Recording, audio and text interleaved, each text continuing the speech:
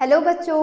तो स्वागत है आपका हमारे इस ऑनलाइन प्लेटफॉर्म एग्जाम मार्क पे। तो बच्चों, जैसे अभी तक हमने नर्सिंग एजुकेशन जो हमारा सब्जेक्ट है उसमें हमने 3 चैप्टर कंप्लीट कर लिया। अभी हमारा जो यूनिट नंबर 4 है, यूनिट नंबर 4 जो उसका नेम है हमारा वो है teaching in the clinical setting. तो बच्चों, जैसे कि आपको याद है कि जो हमारा थर्ड यूनिट था वो था इम्प्लीमेंटेशन, और उससे पहले जो हमारा टॉपिक था उसमें क्या था, हमारा प्लानिंग था एंड असेसमेंट था। हमने असेस कर लिया, प्लान कर लिया, इम्प्लीमेंट कर लिया। इम्प्लीमेंट जो हमने किया था वो हमने कहाँ किया था, क्लासरूम में किया था। तो अगर हमने क्लासरूम में इम्प्लीमेंट कर लिया तो नर्सिंग एजुकेशन तो प्रैक्टिकल बेसिस पे भी होता है। तो जब हम क्लिनिकल एरिया में जाते हैं तो वहाँ हमें क्या करना होता है, वहाँ हमें कौन सा टीचिंग मेथड यूज करना है कि बच्चों को समझ में आए कि क्लिनिकल एरिया में जाने के बाद उनको करना क्या है, तो हम किस तरीके से उनको क्लिनिकल एरिया में पढ़ाएं, कैसे क्या करें। तो ये जो चैप्टर हमारा इसके बारे में डिस्कस करता है। तो चैप्टर शुरू करने से पहले चलो पहले ये डिस्कस करते हैं कि इस चैप्टर में हमें कौन कौन से टॉपिक्स को कवर करना है। ठीक है, तो हम आगे देखते हैं। तो बच्चों, अगर हम देखें तो हमारा आईएनसी के अकॉर्डिंग इस चैप्टर में हमें जो टॉपिक्स बोले गए हैं वो ये है कि teaching in the clinical setting, teaching method, teaching methods कौन कौन से हैं जो हमें क्लिनिकल एरिया में जाने के बाद यूज करना है। पहला टॉपिक हमें ये पढ़ना है। दूसरा, क्लिनिकल लर्निंग इन्वायरमेंट कैसा होता है ये डिस्कस करना है। कौन कौन से फैक्टर है जो क्लिनिकल लर्निंग में जो जो हम एक्सपीरियंस करते हैं उसको क्या करता है, इन्फ्लुएंस करता है, उसको सेलेक्ट करना है कि कौन से मतलब कौन से टाइम पे कौन सा मेथड हमें यूज करना है, कौन सा बहुत ज्यादा इफेक्टिव होगा, कौन सा नहीं होगा, इसके बारे में। फिर हमें प्रैक्टिस मॉडल के बारे में पढ़ना है।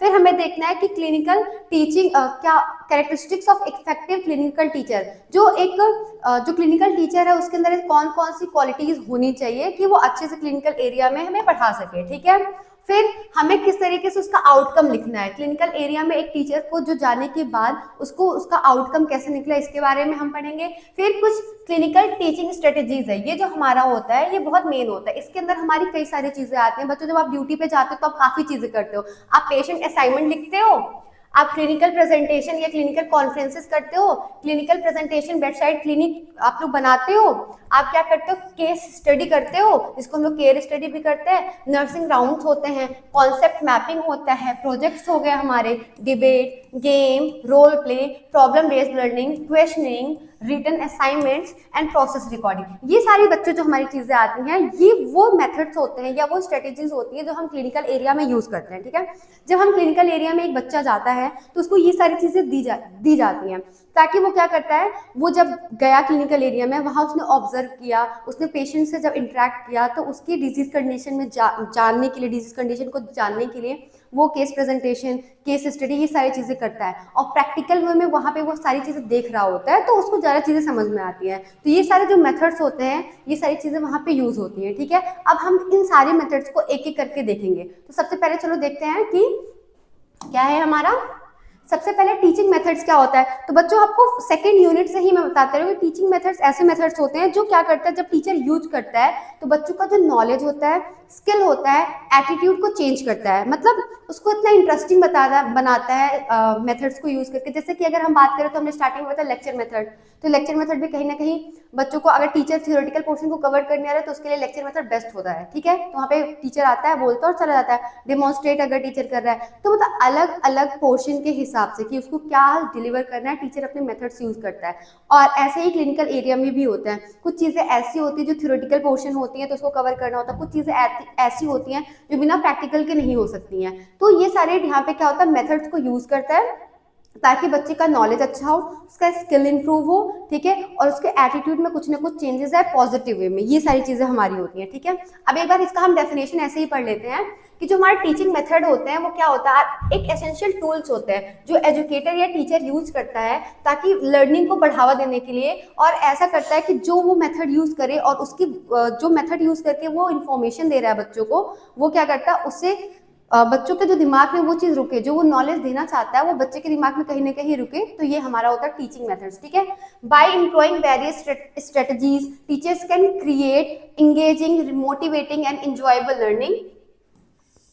कई सारी स्ट्रेटेजी यूज करके जो टीचर होता है वो क्या कर सकता है, बच्चों को इंगेज कर सकता है, मोटिवेट कर सकता है, इंजॉयबल बना सकता है कि जो भी वो लर्निंग एक्सपीरियंस कर रहा है वो ऐसा बोरिंग सा ना हो, वो उसको रिटेन करे अपने दिमाग में और वो कहीं ना कहीं बहुत ज़्यादा इंजॉयबल हो कि वो मस्ती मस्ती में अगर सीख रहा है तो उसके दिमाग में लंबे टाइम तक रहेगा। तो इस चीज़ की बात कर रहे हैं। और अगर बच्चों हम टाइप्स ऑफ टीचिंग मेथड देखें तो डिफरेंशिएटेड इंस्ट्रक्शंस, इसमें क्या होता है, इसमें टीचर क्या करता है, tailoring education plan to accommodate diverse student need including learning styles capabilities and assessment preferences. इसका जो डिफरेंशिएटेड इंस्ट्रक्शंस देता है, मैंने हमेशा कहा है कि बच्चों हर एक बच्चे की इंडिविजुअलिटी होती है। कोई बच्चा देख के सुनता है, मतलब देख के पढ़ना उसको ज़्यादा समझ में आता है, कोई सुनता है तो उसको ज़्यादा समझ में आता है, कोई दोनों करता है तो समझ में आता है। तो यहाँ पे टीचर जो डिफरेंशिएटेड इंस्ट्रक्शन की बात कर रहा है, जिस बच्चों को जैसी ज़रूरत है वहाँ पे वैसा टीचिंग मेथड यूज करने की बात हो रही है, वैसा उसको इंस्ट्रक्ट करने की बात हो रही है। तो पहला हमारा क्या हो गया, डिफरेंशिएटेड इंस्ट्रक्शन। इसमें वही होता है कि इसमें कैसे एसेसिबल, बच्चों को किस तरीके से करना, जो बच्चों को जैसी जरूरत है उसको उसको उस हिसाब से रीडिंग मटेरियल प्रोवाइड कराएंगे। Divide the class into small group for personalised instructions. मान लो 10 बच्चे हैं, उसमें से 5 बच्चों को लिखा हुआ समझ में आता है, 5 बच्चों को तुम्हारे क्या समझ में आता है कि आप गेम करवा रहे हैं, डिबेट के थ्रू ऐसा कुछ समझ में आता है, या वो करके सीखते हैं तब। तो उन बच्चों के इंटरेस्ट के हिसाब से तुमने स्मॉल स्मॉल ग्रुप बना दिया, उसके बाद वहां पे तुमने इंस्ट्रक्ट किया कि जिस बच्चे की जैसे कैपेबिलिटी है उस बेसिस पे, ठीक। Offer extra assignment to students struggling with learning. Use varied assessment method to gauge progress. ठीक। लेक्चर बेस्ड लर्निंग, बच्चों यही है कि टीचर आया, उसने लेक्चर दिया और सीखे। कुछ बच्चों को सुन के ही पढ़ना ज्यादा सही लगता है, उनको उसी तरीके से समझ में आता है। तो ये हमारा दूसरा मेथड हो गया लेक्चर बेस्ड लर्निंग। इसमें बच्चा क्या होता है, टीचर आता है, वहां पे लेक्चर देता है उस टॉपिक से रिलेटेड और बच्चा उसको सुनता है और समझता है, ठीक है। इसमें ये होता है कि इसमें टीचर के लिए ये चीज बोली गई है कि जब भी वो लेक्चर लेने आए तो जो भी उसका जो लेसन प्लान होता है वो छोटा होना चाहिए, कंसाइज होना चाहिए, बहुत ज्यादा एलेबोरेटेड नहीं होना चाहिए कि बच्चा बोर हो जाए, ठीक है। Implementing a flipped classroom model with video lecture. अब लेक्चर में ये होता है कि आप बोलते जा रहे हो, लेकिन इस चीज को थोड़ा सा वो फ्लिप करने के लिए आप वहां पे थोड़े से वीडियोस वगैरह भी, वीडियो लेक्चर भी ले सकते हो, ठीक है। ये एनकरेज करते हैं स्टूडेंट को question at the end of the lecture. आप एनकरेज कर सकते हो बच्चों को कि लास्ट में जब आप पूरा लेक्चर ले लिए, बीच में अगर किसी बच्चे को बोलने की अथॉरिटी नहीं है तो लेक्चर खत्म होने के बाद अगर किसी बच्चे के पास कोई क्वेरी है तो लास्ट में आप उससे पूछिए, ठीक है। उसको अलाउ कीजिए कि वो बच्चा पूछ सकता है। Providing handwritten notes for the reinforcement. और अगर आप अपने आप से बच्चों को नोट्स प्रोवाइड करते हो तो कहीं ना कहीं वो पॉजिटिव रीइंफोर्समेंट में आता है, बच्चों को अच्छा लगे कि हाँ टीचर आया, लेक्चर देके से चला नहीं गया, कुछ उसने रिटन नोट्स भी दिए। तो लेक्चर बेस्ड लर्निंग हम यूज करते हैं, ठीक है। अब नेक्स्ट टेक्नोलॉजी बेस्ड, इसमें आप टेक्नोलॉजी का यूज करके बच्चों को क्या करते हो, पढ़ाते हो, ठीक है। और एक आपका होता है ग्रुप लर्निंग। इसमें क्या होता है कि आप बच्चों को क्या करते हो, ग्रुप में डिवाइड करते हो, ठीक है, ताकि वो कोलैबोरेशन और टीम वर्क स्किल सीख पाए। तो इसमें आप ग्रुप लर्निंग को एनहांस करते हो। तो ये कई सारे मेथड्स जो आपके होते हैं वो टीचिंग मेथड्स में आते हैं, जिसका आप अलग अलग तरीके से यूज करके क्या करते हो, बच्चों को सिखाते हो कि वो सीख पाए, ठीक। अब आपको कौन कौन से गाइडलाइंस दी गई थी जिससे आप किस बेसिस पे डिसाइड करोगे कौन से टाइम पे कौन से टीचिंग मेथड्स को यूज करना है। तो पहला कि लर्निंग गोल्स क्या है आपके, ठीक है। पहले आप देखोगे कि क्या गोल है आपका, उस पहले वो डिसाइड कर लोगे तो उसको कहीं ना कहीं आपको क्लैरिटी मिल जाएगी कि आपको कौन सा टीचिंग मेथड यूज करना है, ठीक है। दूसरा कहता है कि उसके जो प्रिंसिपल्स हैं लर्निंग के उसको आप एडेयर है, मतलब लर्निंग जो प्रिंसिपल्स ऑफ लर्निंग मैंने आपको सेकंड यूनिट में बताया था उसको आपको एडेयर करना है, ठीक है। फिर क्या कह रहा है कि ऐसी चीज suit student abilities and learning style, आपको ऐसे टीचिंग मेथड यूज करना है जो बच्चे के हिसाब से उसको सूट करता है, उसकी एबिलिटी के हिसाब से हो। कि मैंने कहा था कि हर एक बच्चे की अलग अलग स्टाइल होता है किसी चीज को, लर्निंग स्टाइल को परसीव करने का। तो जिस बच्चे को जैसी एबिलिटी है उस बिहाफ पे आप टीचिंग मेथड्स का यूज करोगे, ठीक है। अब ये नहीं कि अगर मान लो कोई बच्चा उसका मतलब वो देख के ही सीखता है, ऐसे नहीं सीख सकता, तो आपको उस चीज करके दिखा पाएगा। हो सकता है वो इमेजिन नहीं कर पाता हो, लेकिन जब वो देखता है तो वो इमेजिन कर पाता है। तो उस बेसिस पे आपको टीचिंग मेथड का यूज करना है कि आपको उस टाइम पे आप लेक्चर मेथड यूज नहीं कर सकते ना, वहां पे आपको डेमोन्स्ट्रेटिव मेथड की आप थियरी बोल भी रहे हो, जो बच्चे सुन सकते हैं, जो बच्चे सुन के तो उनके लिए तो बेनिफिशियल है। आप उन बच्चों और जो बच्चे देख के सीखते हैं आप करके भी दिखा रहे हो, तो उस बेसिस पे उसको ग्रेप्स कर लेंगे। तो ये चीज कहने की बात होती है, ठीक है। Considered available resources and teacher capabilities, आपको ये भी देखना है कि आपके पास क्या क्या रिसोर्सेज है और कौन सा टीचर कौन सी मतलब कैपेबिलिटीज टीचर की क्या, उस बिहाफ पे आप चूज करोगे। आप टीचर को अगर यूज नहीं करते आना कोई मेथड, उसको सिर्फ एक ही मेथड आता है, तो आप उस टीचर को नहीं बोल सकते ना कि आप जाके डेमोन्स्ट्रेट करके दिखाओ। तो ये चीजें हैं। बेनिफिट क्या होता है टीचिंग मेथड के बच्चों, ये चीजें मैंने काफी बार आपको बताई है कि ये स्टूडेंट टीचर का कनेक्शन को और एंगेजमेंट को क्या करता है, इंप्रूव करता है। और ये क्या करता है, effective instruction and educational content planning. अगर आप टीचिंग मेथड को चूज करते हो, अगर टीचिंग मेथड आप चूज कर लो कि आपको लेक्चर लेना है, तो आपको उस चीज के लिए प्रिपेयर होकर जाना पड़ेगा। अगर आपने चूज किया कि आपको डेमोन्स्ट्रेशन लेना है, डेमोन्स्ट्रेट करके बच्चों को दिखाना है, तो उस बिहाफ को आपको लेसन प्लान या कंटेंट तैयार करके जाना होगा। तो कहीं ना कहीं ये आपको एजुकेशनल कंटेंट प्लानिंग में हेल्प करता है। दूसरा कर रहा है कि स्टूडेंट टीचर कनेक्शन और एंगेजमेंट को इंप्रूव करता है, क्योंकि आप बच्चों के हिसाब से काम कर रहे हो, तो कहीं ना कहीं आपका आईपीआर बच्चों के साथ अच्छा होगा। ठीक है, आपकी क्रिटिकल थिंकिंग को इन्वॉल्व मतलब इंप्रूव करेगा और प्रॉब्लम सॉल्व करने की स्किल आएगी। ठीक है, उसके बाद क्या होगा, positive impact on attitude and values development and promote of independent and active learning and improve communication skill. मैं आपको एक चीज बता देती हूँ बच्चों, कहीं पे अगर बेनिफिट वगैरह पूछे, ठीक है, या तो इसमें कई चीजें तो कॉमन होती हैं। पहला आपका कि क्रिटिकल थिंकिंग वाला, दूसरा आपका स्टूडेंट टीचर कनेक्शन क्या होता है, अच्छा होता है, इंगेजमेंट अच्छी होती है, ये आपका हो गया। और आपको कम्युनिकेशन स्किल, हर कोई भी मेथड आप यूज करो या कोई भी चीजें पढ़ो, ये 4 पॉइंट हर जगह कॉमन होती है, तो आप कम्युनिकेशन स्किल कहीं पे भी डाल सकते हो। ठीक है, promotion of independent and active learning, वो बच्चे कहीं ना कहीं इंडिपेंडेंट और खुद से काम करना सीखता है। कोई भी चीज करेगा तो कहीं ना कहीं इसको क्या करेगा, टीचिंग मेथड आप अलग अलग यूज करते हो तो कहीं ना कहीं ये चीज इंप्रूव होती है। तो ये पांचवा। ठीक है, और कहीं ना कहीं ये क्या करता है,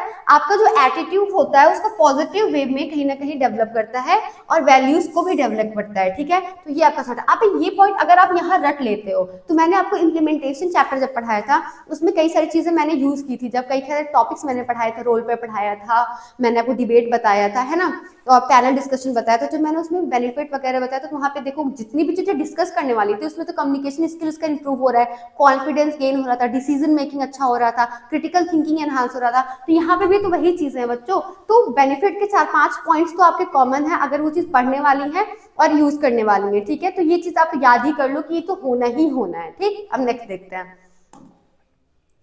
अब डिसएडवांटेजेस क्या हैं, जब भी आप कोई टीचिंग मेथड अलग सा यूज करते हो तो उसमें कहीं ना कहीं उसको प्लान करने में आपको टाइम बहुत ज्यादा लगता है और इम्प्लीमेंट करने में भी आपको प्रॉब्लम होती है, क्योंकि उसके लिए टाइम चाहिए आपको। ठीक है, हो सकता है potential failure in planning and execution, हो सकता है आपने सब कुछ कर लिया लेकिन उसको क्या करो, प्लान करने में या एग्जीक्यूट करते टाइम कुछ प्रॉब्लम आ गई। हो सकता है सिस्टम आप सोच के आओ कि आप वीडियो लेक्चर लोगे, स्मार्ट क्लास में लेके गए बच्चों को, और हो सकता है नेट ना चल रहे हो या कुछ अच्छे से कुछ फंक्शन उसमें प्रॉब्लम हो गई हो। तो ये चीजें कह रहा है। Challenges in adopting new technologies, ये भी कहीं ना कहीं है कि आपको मतलब नहीं आ रहा है, अब नए नए जो टेक्नोलॉजीज आ रहे हैं उसको आप अडॉप्ट नहीं कर पा रहे हो उस हिसाब से। कल्चरल डिफरेंसेस की वजह से प्रॉब्लम आपको आ सकती है कि आप हो सकता है कल्चरल डिफरेंसेस की वजह से कोई बच्चा उस चीज को अडॉप्ट ना कर पा रहा जो आप टीचिंग मेथड यूज कर रहे हो, स्टूडेंट का मोटिवेशन अगर अच्छा नहीं है तो ये सारे आपके क्या थे, डिसएडवांटेजेस थे। ठीक, अब नेक्स्ट देखते हैं। तो हमारा जो पहला था टीचिंग मेथड, जो हम लोग पढ़ते ही आ रहे हैं, मैंने 3rd यूनिट में भी बताया था इम्प्लीमेंटेशन के टाइम पे कि कौन कौन सा टीचिंग मेथड्स हम यूज करते हैं, उसके एडवांटेज क्या है, डिसएडवांटेज क्या है, क्या बेनिफिट थे उसके। तो हमने ये सारी चीजें भी देख ली, वो एक रिव्यू था, आपको उसके बारे में अच्छा था, पता था। अब क्लिनिकल लर्निंग इन्वायरमेंट, अब इसके बारे में हम देखते हैं। ठीक है, तो क्लिनिकल लर्निंग इन्वायरमेंट, तो क्लिनिकल लर्निंग इन्वायरमेंट जो होता है एक ऐसा सेटिंग होता है जहां पे स्टूडेंट या और लर्नर्स क्या करते हैं, नॉलेज को एक्वायर करते हैं और स्किल को एक्वायर करते हैं और उसको रिलेट करते हैं। ठीक है, किससे, पेशेंट केयर से रिलेटेड नॉलेज लेते हैं और स्किल को एनहांस करते हैं।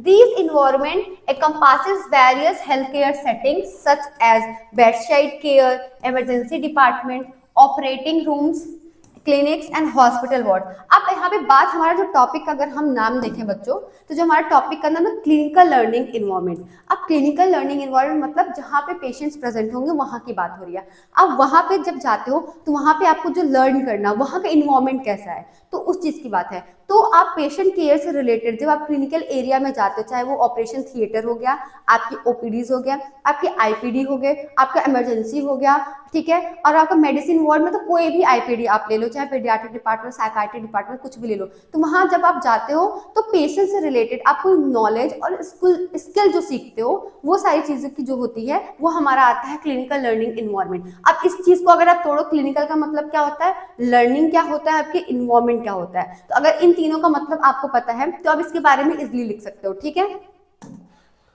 हमारा जो मैंने कहा कि जो क्लिनिकल लर्निंग इन्वायरमेंट होता है आपको, वो एक ऐसी सेटिंग होती है जहाँ पे बच्चा पेशेंट केयर से रिलेटेड नॉलेज को एक्वायर करता है और स्किल को एक्वायर करता है। और जो तुम्हारे इन्वायरमेंट है वो क्या क्या आता है, तो हेल्थ केयर सेटिंग की जितनी भी चीजें आती है ना बच्चों, वो तुम्हारा क्या आता है, इन्वायरमेंट में आता है। जैसे कि तुम्हारा अगर तुम बेड साइड केयर किसी पेशेंट को प्रोवाइड कर रहे हो तो वो हो गया, तुम्हारे इमरजेंसी डिपार्टमेंट्स हो गए, तुम्हारे ऑपरेशन रूम्स हो गए, क्लिनिक्स हो गए, या हॉस्पिटल का कोई भी वार्ड्स हो गया, ये सारे तुम्हारा कहीं ना कहीं मतलब इन्वायरमेंट है जहां पे तुम क्लिनिकल से रिलेटेड कोई लर्निंग कर रहे हो। ठीक है, तो ये तुम्हारा हो गया।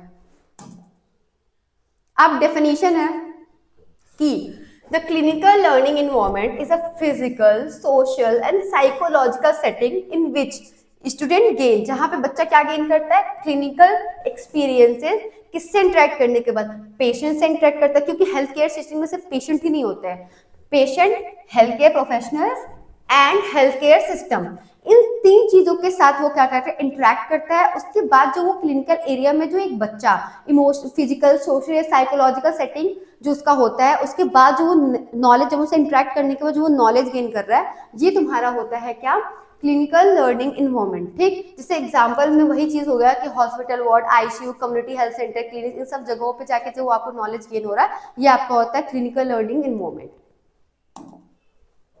अब इसके कैरेक्टरिस्टिक्स क्या होते हैं, ठीक है, तो अपॉर्चुनिटीज फॉर ट्रीटमेंट प्लानिंग, अगर आपको क्लिनिकल लर्निंग इन्वायरमेंट मिल रहा है तो आपके पास एक अपॉर्चुनिटीज बनेगी कि आप क्या कर पाओगे, जो पेशेंट के ट्रीटमेंट प्लानिंग में आपको मतलब क्या होगा, आप हेल्प कर पाओगे, आप जान पाओगे कि एक पेशेंट का ट्रीटमेंट प्लान कैसे होता है अगर आप क्लिनिकल एरिया में जाके लर्न करते हो तो। ठीक, दूसरा कह रहा है एक्सपोजर टू चैलेंजेस केसेस। अब अगर आप क्लिनिकल एरिया में, अगर आप क्लास में बैठे हो तो आप थियोरी पोर्शन पढ़ रहे हो, वहां पे आपको केस सिनेरियो अलग से दिया जाता है या हाइपोथेटिकल केस सिनेरियो दिया जाता है। बट अगर आप क्लिनिकल एरिया में जाते हो तो रोज आपको डिफरेंट क्राइटेरिया के पेशेंट्स देखने को मिलेंगे और उसमें अलग अलग केसेस देखने को मिलेंगे। जब आप अलग अलग केसेस देखोगे तो आपको पता चलेगा कि उसको हैंडल कैसे किया जाता है, क्या किया डॉक्टर ने, कैसे सॉल्व किया, डायग्नोसिस कैसे मिले, टेस्ट कौन कौन से करवाए, यही ऐसे ही क्यों हुआ, ये केस आया तो इसके पीछे की हिस्ट्री क्या थी, या डॉक्टर ने क्या इनिशिएट किया, तो काफी चीजें आपको जानने को मिलेंगी। तो ये कहता है कि आपको अलग अलग केसेस, चैलेंजिंग केसेस से एक्सपोजर होने को मिलेगा अगर आप क्लिनिकल एरिया में जाकर सीखते होते हो। आप अलग अलग ट्रीटमेंट को देख पाओगे। ठीक है, कि जैसे आप थ्योरी में पढ़ते हो तो आप कुछ चीजें तो गो थ्रू होता है कि हाँ आपका ब्लड सैंपल होता है, एक्सरे कैसे होता है, ठीक है, बायोप्सी कैसे होते हैं, लेकिन बहुत सारे ऐसे प्रोसीजर्स होते हैं जो आप वहां नहीं देख सकते। बहुत सारे टेस्ट ऐसे होते हो जो आप बुक में तो दिया होता है बट आपने कभी रियल से एंजियोप्लास्टी की बात की जाए अगर, ठीक है, तो वो आप जनरली नहीं देख सकते। जब आपका कार्डियो डिपार्टमेंट में कभी ड्यूटी लगेगी तभी आप देख पाओगे। तो ये भी आपका क्या करता है, आप अगर इन्वॉल्व होते हो क्लिनिकल एरिया में तो आप मल्टीपल ट्रीटमेंट देख सकते हो कि कैसे होता है। रेडियोथेरेपी हो सकता है, आपको वहां पे ड्यूटी लगती है अगर ऑन्को डिपार्टमेंट में, तो आप वहां जाके देख सकते हो कि रेडियोथेरेपी कैसे दी जाती है। तो अगर आप क्लिनिकल एरिया में ऐसी ही चीजें नोट डाउन करके क्या करते हो, चीजें सीखते हो, तो पहला आप ट्रीटमेंट प्लानिंग में आपको ऐसे अपॉर्चुनिटीज मिलेंगे कि आप प्लान कर पाओ डॉक्टर के साथ मिलके, नर्सिंग इंचार्ज के साथ मिलके कि किस तरीके से क्या होती है। दूसरा, आप अलग अलग चैलेंजिंग केसेस देखने को आपको मिलेंगे। तीसरा कह रहा है कि आप कई सारे मल्टीपल ट्रीटमेंट्स को क्या कर पाओ, देख पाओगे। चौथा क्या कह रहा है बच्चों को, facilitate new research and assignment. जब आप वहां जाओगे तो कहीं ना कहीं ये बढ़ावा देता है कि जब आपको कोई नई चीज देखती है तो हो सकता है आपके अंदर क्यूरियोसिटी बढ़े कि इसके बारे में और जानते हैं, तो रिसर्च के लिए अपॉर्चुनिटी बढ़ गई। ठीक है, उसके बाद असाइनमेंट्स के लिए भी अपॉर्चुनिटी बढ़ती है।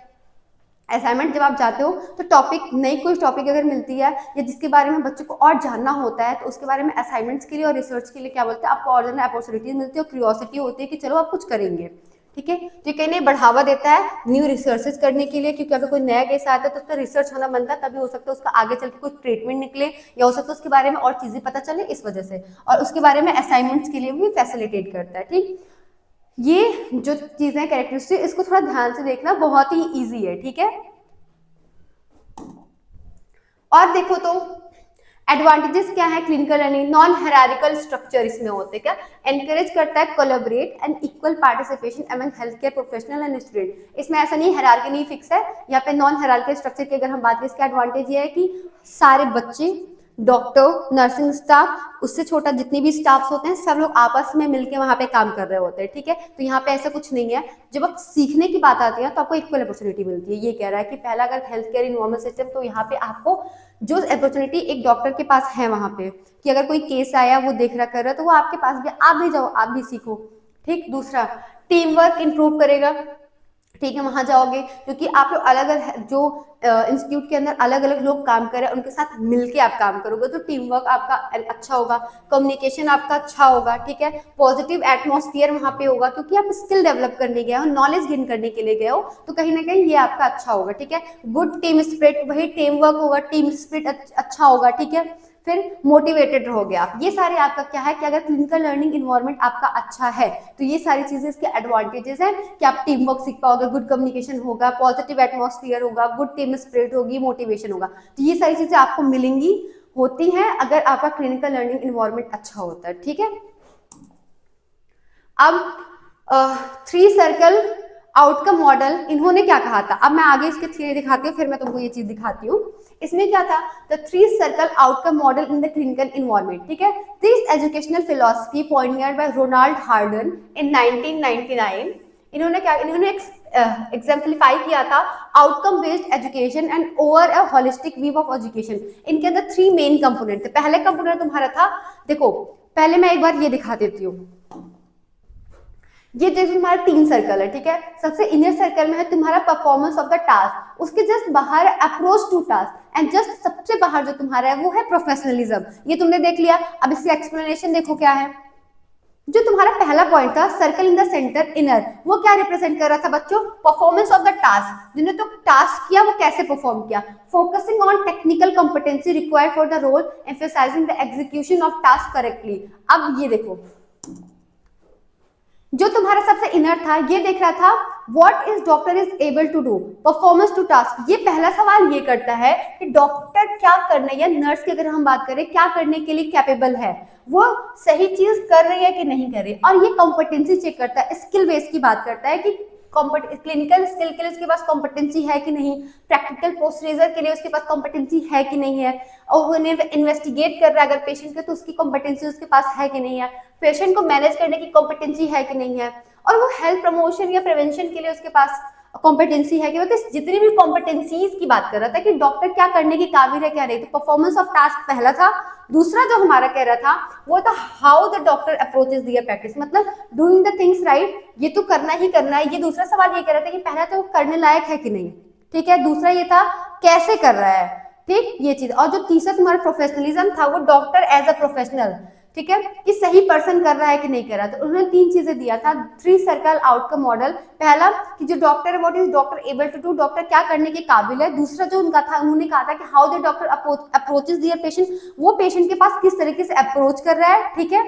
और जो तीसरा है कि डॉक्टर प्रोफेशनल है कि नहीं है, वो सही काम कर रहा है कि नहीं कर रहा है। तो वही चीजें ये बता रहा है कि ये रिप्रेजेंट करता है टेक्निकल कॉम्पिटेंसीज, ठीक है, कि क्या करने के काबिल है क्या नहीं। और ये एकम्पास करता है तुम्हारा इंटेलेक्चुअल, मतलब थिंकिंग की बढ़ावे की बात करिए कि किस तरीके से वो पेशेंट के पास अप्रोच कर रहा है। और लास्ट वाला क्या कह रहा है कि एलोबरेटेड क्या करता है, प्रोफेशनलिज्म, प्रोफेशनलिज्म उसका कैसा है इस चीज के बारे में बात करता है।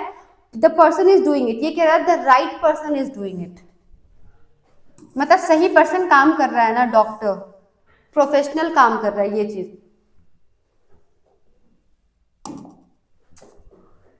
Challenges faced in CLE, time bound पहला।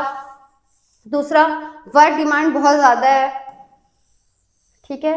थर्ड करता है things can be unpredictable and hard to get ready for, क्योंकि क्लिनिकल एरिया में कभी भी कोई भी चीज कैसे भी हो सकती है, तो वो अनप्रिडिक्टेबल होता है, तो कभी कभी उसको हैंडल करना बहुत ज्यादा टफ होता है। ये तुम्हारे चैलेंजेस देखने को मिलते हैं। Engaging multiple types of learners, senior junior student etcetera, ये कई सारे लर्नर्स को एंगेज करता है, तो कभी कभी प्रॉब्लमेटिक तो हो ही जाती है, ठीक है।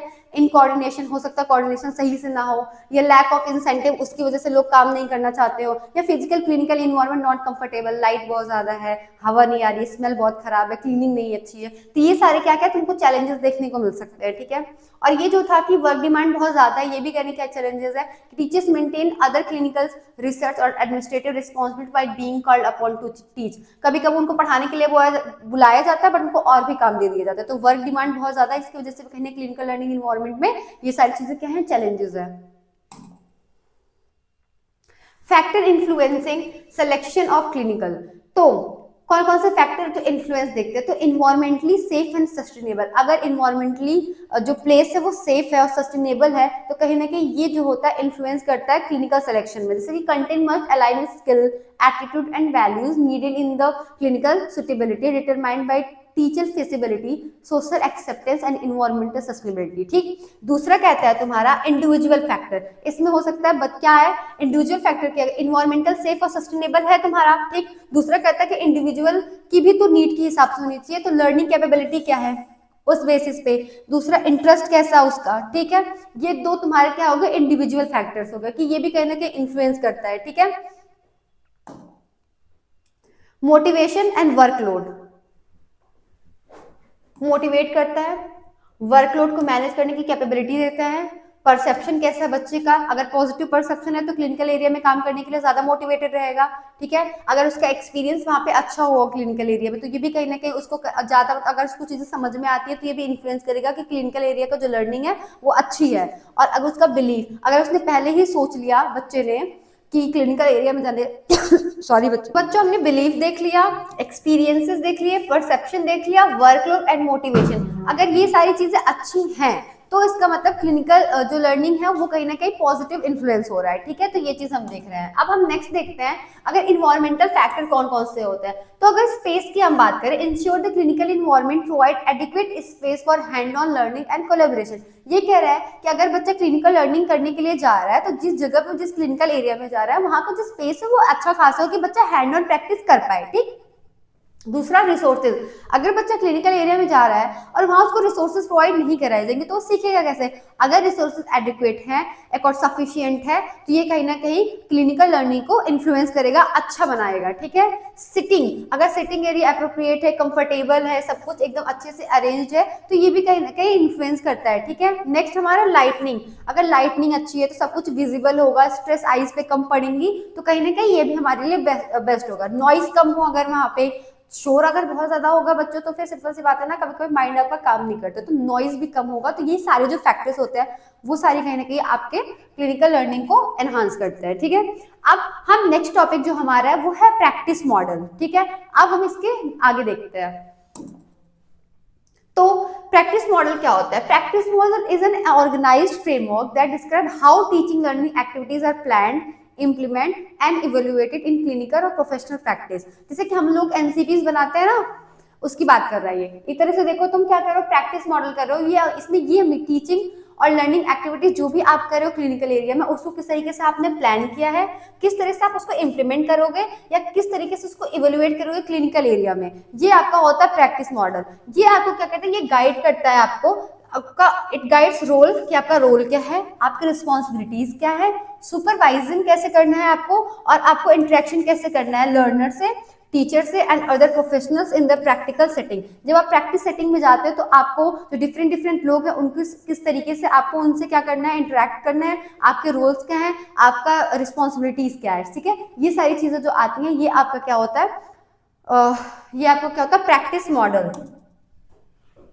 अब इसमें प्रैक्टिस मॉडल की अगर हम बात करें तो पहले हमारा जिसका मेथड आता है वो होता है ट्रेडिशनल मेथड। ट्रेडिशनल मेथड क्या होता है बच्चों, वन टीचर और clinical instructor supervise a group of student. एक टीचर होता है या क्लिनिकल इंस्ट्रक्टर होता है, वो क्या करता है एक ग्रुप को सुपरवाइज करता है। ठीक है, इसमें जो स्टूडेंट होते हैं, students learn mainly through observation, demonstration या लिमिटेड हैंड ऑन प्रैक्टिस। इसमें जो बच्चा सीखता है वो कैसे सीखता है, या तो ऑब्जर्व करेगा या तो डेमोन्स्ट्रेशन को थ्रू सीखता है, लेकिन इसमें जो हैंड ऑन जो प्रैक्टिस करने का मौका मिलता है वो कम मिलता है। The instructor is responsible for planning, जो इंस्ट्रक्टर होता है यहाँ पे वही रिस्पॉन्सिबल होता है कि जो वो आज सिखाने आया है उसको प्लान करेगा, किस तरीके से मतलब पढ़ाएगा भी वही, सुपरवाइज भी वही करेगा और इवेल्युएट भी वही करेगा। तो ये तुम्हारा क्या था, ट्रेडिशनल मॉडल था। ठीक है, कि इसमें एक इंस्ट्रक्टर होता है, ठीक है, इंस्ट्रक्टर एक हो गया तुम्हारा,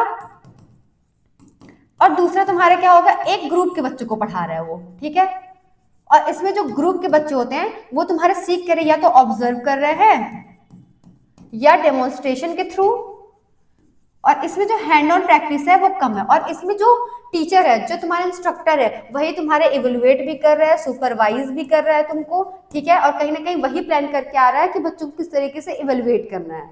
तो एक इंसान ही सब कुछ कर रहा है यहाँ पे। अब इसके एडवांटेज ये है कि सिंपल एंड वेल स्ट्रक्चर्ड होगा, ऑर्गेनाइज करने में इजी होगा, मैनेजेबल होगा, अथॉरिटी क्लियर होगी क्योंकि एक ही इंस्ट्रक्टर है, उसी के पास रिस्पॉन्सिबिलिटी भी होगी और हर एक बिगनर के लिए ये सही है। लेकिन डिसएडवांटेज क्या है कि लिमिटेड इंडिविजुअल अटेंशन, स्टूडेंट में रिमेन पैसिव लर्नर, हो सकता है उनको खुद से मेहनत करके सीखना पड़े क्योंकि हर बच्चे तक वो नहीं पहुंच पा रहा, नहीं समझा पा रहा है वो। Less opportunity for critical thinking, उसमें वो आ रहा है करके चला जा रहा है, उसको क्रिटिकल थिंकिंग करने का मौका ही नहीं मिल रहा है, तो इसमें कहीं ना कहीं प्रॉब्लम है। दूसरा तुम्हारा था प्रिसेप्टर मॉडल। प्रिसेप्टर मॉडल में क्या होता है, in the preceptor model one experience practitioner या preceptor is paired with one student और a small number of student. इसमें एक क्या होता है, तुम्हारे एक एक्सपीरियंस प्रैक्टिशनर या टीचर होता है, ठीक है, जो या तो एक बच्चे के साथ या एक छोटे से 2 या 3 ग्रुप ऑफ स्टूडेंट के साथ उसको लगाया जाता है उसको सिखाने के लिए, ठीक है। तो एक एक्सपीरियंस टीचर हो गया, एक स्टूडेंट या 2 और 3 स्टूडेंट का ग्रुप बनाया, ठीक, इन दोनों को साथ में रखा, ठीक। इसमें क्या जो प्रिसेप्टर क्या करता है, प्रोवाइड करता है direct supervision, guidance, role modelling and feedback. ये जो प्रिसेप्टर होता है, अब यहाँ पे या तो एक बच्चे के साथ या तो 2 या 3 से बच्चे के साथ ही प्रिसेप्टर उनके साथ ही लगाया गया है, वन ऑन वन, यही देखा होगा उनको। तो वो क्या करेगा, वो डायरेक्ट सुपरवाइज कर पाएगा, देख के तुरंत बताएगा, तुरंत वहां पे फीडबैक देगा, उसका कुछ गलती हो तो गाइड करेगा, ठीक। Learning occurs in real clinical situation, और जो यहाँ बच्चा सीखता है वो रियल सिचुएशन पे सीख रहा होता है क्योंकि वहां पे जो प्रिसेप्टर होता है वो रियल बेस्ड सिनेरियो पे या रियल प्लेस पे या क्लिनिकल एरिया में जाके सिखा रहा होता है। ये तुम्हारा दूसरा होगा प्रिसेप्टर मॉडल, ठीक है। अब हम तीसरा देखते हैं। इसके एडवांटेजेस ये है कि इंडिविजुअलाइज लर्निंग होती है अगर 1 to 1, अगर हम एक बच्चा और एक टीचर है, ठीक है। थियरी और प्रैक्टिस का इंटीग्रेशन आपस में ज्यादा हो पाएगा, जो उसने थियरी में पढ़ा फिर उसने प्रैक्टिस कर लिया तो कहीं ना कहीं समझ पाएगा कि जो उसने थियरी में पढ़ा उनको आपस में क्या कर पाएगा, कंबाइन करके पढ़ पाएगा, ठीक, ये अच्छा होगा। कॉन्फिडेंस इंप्रूव होगा, ठीक है। प्रोफेशनलिज्म और सोशलाइजेशन को कहीं ना कहीं इंप्रूव होगा। इसमें ये होता है कि बच्चा जो होता है कभी कभी प्रिसेप्टर पे बहुत ज्यादा डिपेंडेंट हो जाता है, ठीक है। टाइम कंज्यूमिंग होता है, अगर एक प्रिसेप्टर एक बच्चे को या 2 से 3 बच्चों को ही पढ़ा रहा है तो बाकी बच्चों के लिए टाइम कभी नहीं बचता, तो ये दिक्कत हो जाती है। इनकंसिस्टेंट होता है learning experiences and limited number of trend preceptor. अब इतने प्रिसेप्टर कहाँ मिलेंगे, इतने टीचर भी तो चाहिए बच्चों। अब हमारा जो थर्ड है वो है कोलैबोरेटिव मॉडल, ठीक है। The collaborative model involve shared responsibility between educational institution and practice setting. ये क्या कहता है, देखो ये जो कोलैबोरेटिव मॉडल होता है ये क्या कहता है तुम्हारा, ये शेयर्ड रिस्पॉन्सिबिलिटी दिखाता है। ये क्या करते हैं एजुकेशनल इंस्टीट्यूशन में भी पढ़ाते हैं, फिर वो प्रैक्टिस करते हैं सेटिंग्स में आके, ठीक है। Faculty member and clinical staff work together. यहाँ पे जो फैकल्टी मेंबर होते हैं वो और जो क्लिनिकल स्टाफ होते हैं वो साथ में मिलकर काम करते हैं बच्चों को पढ़ाने के लिए, उनको इवेलुएट करने के लिए और फीडबैक देने के लिए, ठीक है। Emphasise teamwork and share decision making. जो टीचर यहाँ पढ़ा रहे हैं थियरी पोर्शन वो पढ़ा रहे हैं और कुछ टीचर जो यहाँ पे क्लिनिकल स्टाफ है वो, ये दोनों मिलके जब हम बच्चे क्लिनिकल एरिया में जाता है तो वहाँ पे उसको इवेलुएट करते हैं, टीच करते हैं, प्लान करते हैं कौन से बच्चे को क्या करना क्या नहीं करना, तो वो तुम्हारा आता है कोलैबोरेटिव मॉडल में। तो जो थियरी पोर्शन पढ़ा रहे हैं जो एजुकेशनल टीचर्स है वो और जो यहाँ क्लिनिकल एरिया में स्टाफ काम कर रहे हैं, ये दोनों मिलके जब काम करते हैं डिसाइड करते हैं कि हाँ किस तरीके से बच्चों को पढ़ाना है, क्या काम करना है, किस तरह का फीडबैक देना है, किस तरीके से इवेलुएट करना है, तो ये तुम्हारा आता है कोलैबोरेटिव मॉडल, ठीक है। इसके एडवांटेज है कि कोऑर्डिनेशन अच्छा होता है थियरी और प्रैक्टिस में, क्योंकि जो थियरी वाला जो टीचर है वो अलग है, वो थियरी पढ़ा रहा है, फिर प्रैक्टिकल यहाँ आके तो स्टाफ टीचर से सीख पा रहे हो, तो तुम्हारा दोनों अच्छा हो गया। Shared experiences, expertise and resources, ठीक है, ये होगा तुम्हारा। एनहांस होगा तुम्हारा टीम वर्क, कम्युनिकेशन, एवरीथिंग। और डिसएडवांटेज में देखें तो स्ट्रॉन्ग कोऑर्डिनेशन और कम्युनिकेशन की जरूरत है, ठीक है। दूसरा क्या है, रोल ऑफ कंफ्यूजन में अकर की थियरी कभी कभी हो सकता है क्लिनिकल एरिया में बच्चे का थियरी अच्छा ना हो तो उसको हो सकता है कि थियरी पोर्शन एनहांस करना पड़े, तो वो समझ नहीं पाएगा कि वो कर क्या रहा है, तो रोल कंफ्यूजन हो सकता है। Time intensive planning, possible conflict between faculty and clinical staff, ठीक, कि कॉलेज के टीचर जो है यहाँ के टीचर में हो सकता है इसने कुछ और बताया उन्होंने कुछ और बताया, तो वहाँ पे कुछ कभी कभी क्या होता है कॉन्फ्लिक्ट हो सकता है, तो ये डिसएडवांटेजेस तुम्हारे। अब integrated education and practice model. Education and practice setting function as partner not separately. जो एजुकेशनल सिस्टम है और प्रैक्टिस सेटिंग है ये दोनों साथ में मिलकर काम करेंगे, ठीक है।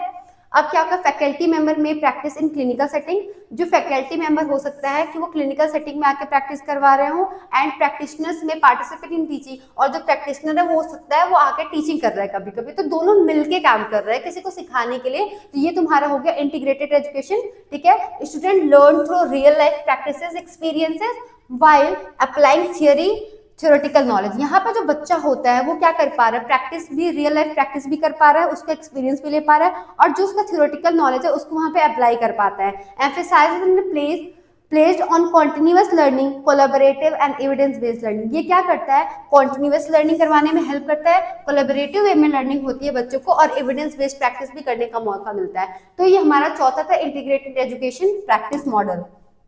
अब इसके एडवांटेजेस यही हैं कि थियरी और प्रैक्टिस का इंटीग्रेशन अच्छा होगा, समझ कर पाएंगे, क्रिटिकल थिंकिंग इनकी एनहांस होगी, क्लिनिकल कॉम्पिटेंसी इसकी बनेगी क्योंकि ये रियल पेशेंट पे प्रैक्टिस कर पा रहे हैं, ठीक है। इंप्रूव करेगा quality of professionalism practice, encourage करेगा क्या, practice based care, evidence based care करने का मौका मिलेगा, बेटर करेगा preparation for real life work professional roles, and promote collaboration between educators and practitioners.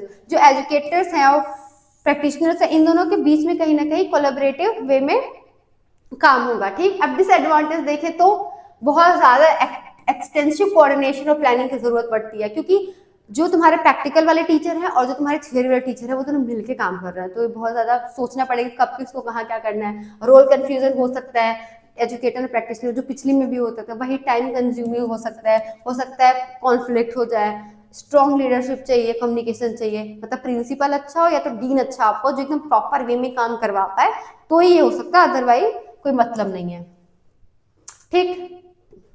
अब ये तो अगला टॉपिक है। तो प्रैक्टिस मॉडल में हमने देखा, प्रैक्टिस मॉडल में ये है बच्चों कि किस वे में जो हम क्लिनिकल एरिया में जा रहे हैं तो किस वे में कोई टीचर किस तरीके से पढ़ा रहा है। ट्रेडिशनल मेथड में एक टीचर जो था एक स्मॉल ग्रुप ऑफ स्टूडेंट को पढ़ा रहा था, ठीक है, इसमें मौका नहीं मिला था कुछ बच्चों को, उसमें लिमिटेड हैंड ऑन करने को मिला था। दूसरा जो था प्रिसेप्टर था, तो इसी प्रिसेप्टर मॉडल में तुमको देखने को मिल रहा था कि एक जो टीचर था वो बच्चों को पढ़ा रहा था, ठीक है, तो वहाँ पे कहीं ना कहीं तुमको मौका तो मिल रहा था बच्चे को कि 1 to 1 स्टूडेंट को वो सिखा रहा है, ठीक है, ये हो गया था तुम्हारा प्रिसेप्टर मॉडल हो गया। ये सबसे मुझे तो लगता है सबसे ज्यादा बेस्ट प्रिसेप्टर मॉडल होता है, लेकिन वहाँ पे प्रॉब्लम ये होती है कि एक ही बच्चे के ऊपर इतना टाइम लेता है कि बाकी बच्चों को टाइम नहीं मिल सकता। कोलैबोरेटिव में ये होता है कि यहाँ के थ्योरी वाले पोर्शन थ्योरी वाले खत्म कर रहे हैं, प्रैक्टिकल जगह पे तो वहाँ पे स्टाफ नर्सेज या स्टाफ जो क्लिनिकल स्टाफ है वो आपको बता रहा है। तो कभी कभी ये होता है जो आप यहाँ पढ़े होते हो जब वहाँ इंप्लीमेंट करने जाते हो तो प्रॉब्लम होती है, तो ये भी एक दिक्कत हो सकती है। नेक्स्ट आपका इंटीग्रेटेड था, तो इंटीग्रेटेड में क्या था कि कभी थ्योरी वाले क्लिनिकल प्रैक्टिकल वाला भी थियरी आके पढ़ा रहा है, थियरी वाला प्रैक्टिकल वाला कर रहा है, मतलब दोनों का रोल चेंज हो गया, तो कहीं ना कहीं कंफ्यूजन होने के चांसेस होते हैं, तो ये दिक्कत होती है। तो कौन सा मॉडल यूज करके, कौन सा तरीका यूज करके एक टीचर क्लिनिकल एरिया में बच्चे की लर्निंग को एनहांस कर रहा है, वो तुम्हारा था प्रैक्टिस मॉडल, ठीक है। अब नेक्स्ट हम ये देखेंगे कि क्या क्या कैरेक्टरिस्टिक्स होते हैं एक इफेक्टिव क्लिनिकल टीचर के। अगर कोई टीचर जो क्लिनिकल टीचर है क्या क्या उसके अंदर ऐसी विशेषता होनी चाहिए कि वो बच्चे की जो लर्निंग है उसको एनहांस करे। तो पहला क्लिनिकल कॉम्पिटेंसी, सबसे पहले तो उसके पास नॉलेज और स्किल दोनों होना चाहिए, हैंड टू हैंड होना चाहिए, अप टू डेट होना चाहिए कि अगर आईएनसी ने बोला है कि कुछ उसने चेंज किया, डब्ल्यूएचओ ने बोला है कि आज ये चीज चेंज हुआ, इसका रेशियो ये नहीं ये होगा, या नर्स पेशेंट रेशियो कुछ चेंज हो गया, तो उस टीचर को पता होना चाहिए, उसके पास कॉम्पिटेंसी बहुत अच्छी होनी चाहिए, ठीक। दूसरा, वो हमेशा नॉन जजमेंटल हो कि मतलब जज ना करे कि ये बच्चा अच्छा कर रहा है ये बहुत खराब कर रहा है, या कोई और परसेप्शन ना रखे बच्चे के बारे में। रोल मॉडल डेमोन्स्ट्रेट करे प्रोफेशनलिज्म एंड एथिकल, मतलब वो डिसिप्लिन हो कि उसको बच्चा देख के उसको कहीं ना कहीं रोल मॉडल माने, ये चीज एंथुसियास्टिक हो, मतलब पैशनेट हो टीचिंग के बारे में, नर्सिंग के बारे में, इंस्पायर करे बच्चों को, ठीक है। फीडबैक स्किल उसकी अच्छी हो कि मतलब स्टूडेंट ऑफर करे constructive feedback for student growth, ठीक। Availability accessible for guidance and support, इसे कहने का मतलब कि जो टीचर हो वह अवेलेबल हो हमेशा, कि अगर किसी बच्चे को कोई जरूरत पड़ी है क्लिनिकल एरिया में तो वो वहां पे अवेलेबल हो उस चीज को सॉल्व करने के लिए, ठीक। रिस्पेक्ट फॉर एवरीवन, जो क्लिनिकल टीचर होगा उसकी कैरेक्टरिस्टिक होगी कि हर एक लोगों की रिस्पेक्ट करता हो, फीडबैक देता हो बच्चे की जैसी जरूरत हो उस हिसाब से, इन्वॉल्व लर्नर्स इन प्रैक्टिस, जो प्रैक्टिस में हर बच्चे को सिखाए कि अगर उसने कोई चीज बताया तो हर बच्चे को मौका देते कि तुम भी आओ तुम भी सीखो, ठीक है, ये चीज है। गुड कम्युनिकेशन स्किल हो उसके पास, डेवलप करे स्टूडेंट में इंटरेस्ट, ठीक है, एनकरेज करे बच्चों को कि हाँ उसका इंटरेस्ट अच्छा हो, आइडेंटिफाई करे स्टूडेंट की स्ट्रेंथ और वीकनेस, एक जो अच्छा टीचर होता है ये सारी क्वालिटीज ऑफ टीचर ही है, अब क्लिनिकल एरिया में हो या थियरी एरिया में हो, ये सारी चीजें होना बहुत ज्यादा जरूरी है, ये क्वालिटीज अगर है तो अच्छी चीज है, ठीक है। डेमोन्स्ट्रेशन क्लिनिकल स्किल, कोई क्लिनिकल स्किल है उसको करके दिखाए। तो ये सारी चीजें कैरेक्टरिस्टिक्स होती हैं एक गुड क्लिनिकल टीचर की, ठीक है। अब कैसे हम लिखते हैं राइटिंग लर्निंग आउटकम्स, हम क्लिनिकल एरिया में हम किस तरीके से आउटकम्स को लिखते हैं या प्रैक्टिस कॉम्पिटेंसीज के बारे में। तो आउटकम स्टेटमेंट या ऑब्जेक्टिव बहुत ही इंपॉर्टेंट रोल प्ले करता है स्टूडेंट के लिए, ठीक है, स्टूडेंट को सीखने के लिए। तो इसमें क्या होता है, they are sometime refer to a programme outcome और ऑब्जेक्टिव, ये ऐसे ऑब्जेक्टिव होते हैं पर्टिकुलरली इन अंडर ग्रेजुएट, ये हमें हर जगह यूजी में, पीजी में या मेडिकल कॉलेजेस में देखने को मिलते हैं, ठीक है। अब हम देखते हैं आगे क्लिनिकल लर्निंग आउटकम्स जो होते हैं वो हमेरा तुम्हारा होना चाहिए क्या, स्मार्ट, क्या होना चाहिए, smart, specific, measurable, attainable, relevant and time bound.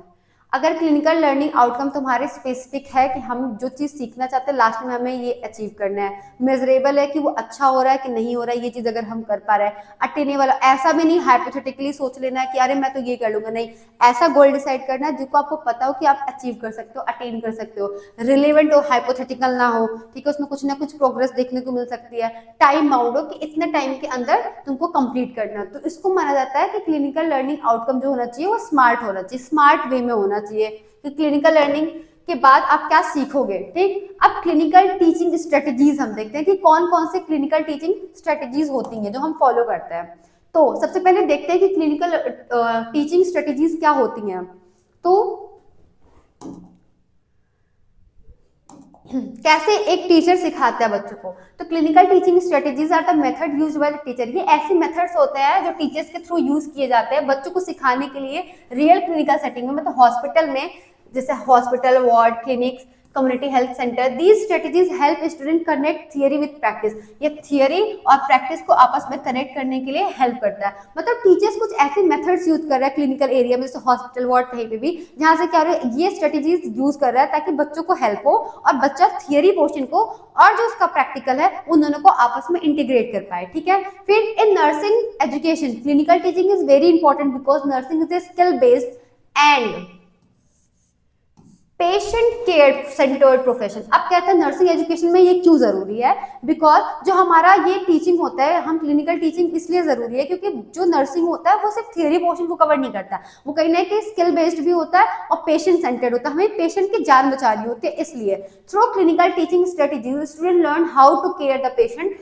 इसमें क्लिनिकल लर्निंग स्ट्रेटजी अगर हम फॉलो करते हैं तो हमें ये बताता है कि हमें पेशेंट की केयर कैसे करनी है, परफॉर्म कैसे करनी है कोई प्रोसीजर, या कम्युनिकेट कैसे करना पेशेंट से, हेल्थ टीम से, या उनके साथ क्या करना है, and make correct clinical decision. और हमें डिसीजन जो लेना होता है वो करेक्ट लेना होता है। तो अगर हम बात करें, ये बहुत इंपॉर्टेंट है बच्चों कि हम नर्सिंग एजुकेशन में हम क्लिनिकल टीचिंग स्ट्रेटेजीज क्यों फॉलो कर रहे हैं। यहाँ पे हम ये चीज हमेशा ध्यान रखेंगे कि हम जिस प्रोफेशन में है सिर्फ हमें थ्योरी जानने से मतलब नहीं है, हमें प्रैक्टिस भी करनी है, लोगों की जान भी बचानी है। छोटी सी गलती किसी की जान ले सकती है। तो ये स्ट्रेटेजीज अगर हम फॉलो करते हैं तो कहीं ना कहीं डिसीजन मेकिंग में हमें बहुत ज़्यादा हेल्प मिलेगी, हम स्किल को अच्छी तरीके से सीख पाएंगे, तो कमियां कम होंगी, मतलब गलतियां हमसे कम होंगी। तो ये सारी चीजें इस वजह से हमें ये जरूरी होती है, ठीक है।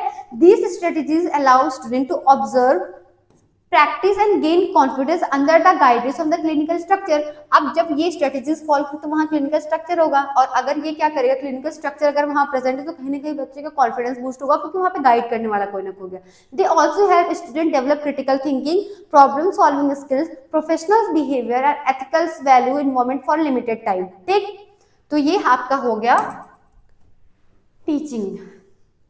तो टीचर को किन चीजों पर फोकस करना है, ठीक है। The teacher's main focus is on using their knowledge and experience to guide the student behave toward a specific goal। तुमने एक स्पेसिफिक गोल डिसाइड किया था, अब टीचर अपनी एक्सपीरियंस और नॉलेज के बेस पे बच्चों को मोटिवेट करेगा कि जो गोल उसने डिफाइन किया है वहां तक बच्चा पहुंचे। तो पहला एक क्या होता है, क्लियर ऑब्जेक्टिव होना बहुत ज्यादा जरूरी है, और रैशनल, मतलब अगर तुम कोई चीज कर रहे हो तो उसका रीजन क्या है करने का। अगर तुम कोई प्रोसीजर करने जा रहे हो तो क्यों करने जा रहे हो, तो ये बच्चे को पता होना चाहिए। तुमने गोल डिसाइड किया, रैशनल, तो तुमको ये भी पता होना चाहिए कि क्यों करने जा रहे हो, ठीक है। फिर प्रिंसिपल ऑफ टीचिंग्स को फॉलो करना है तुमको, ठीक है।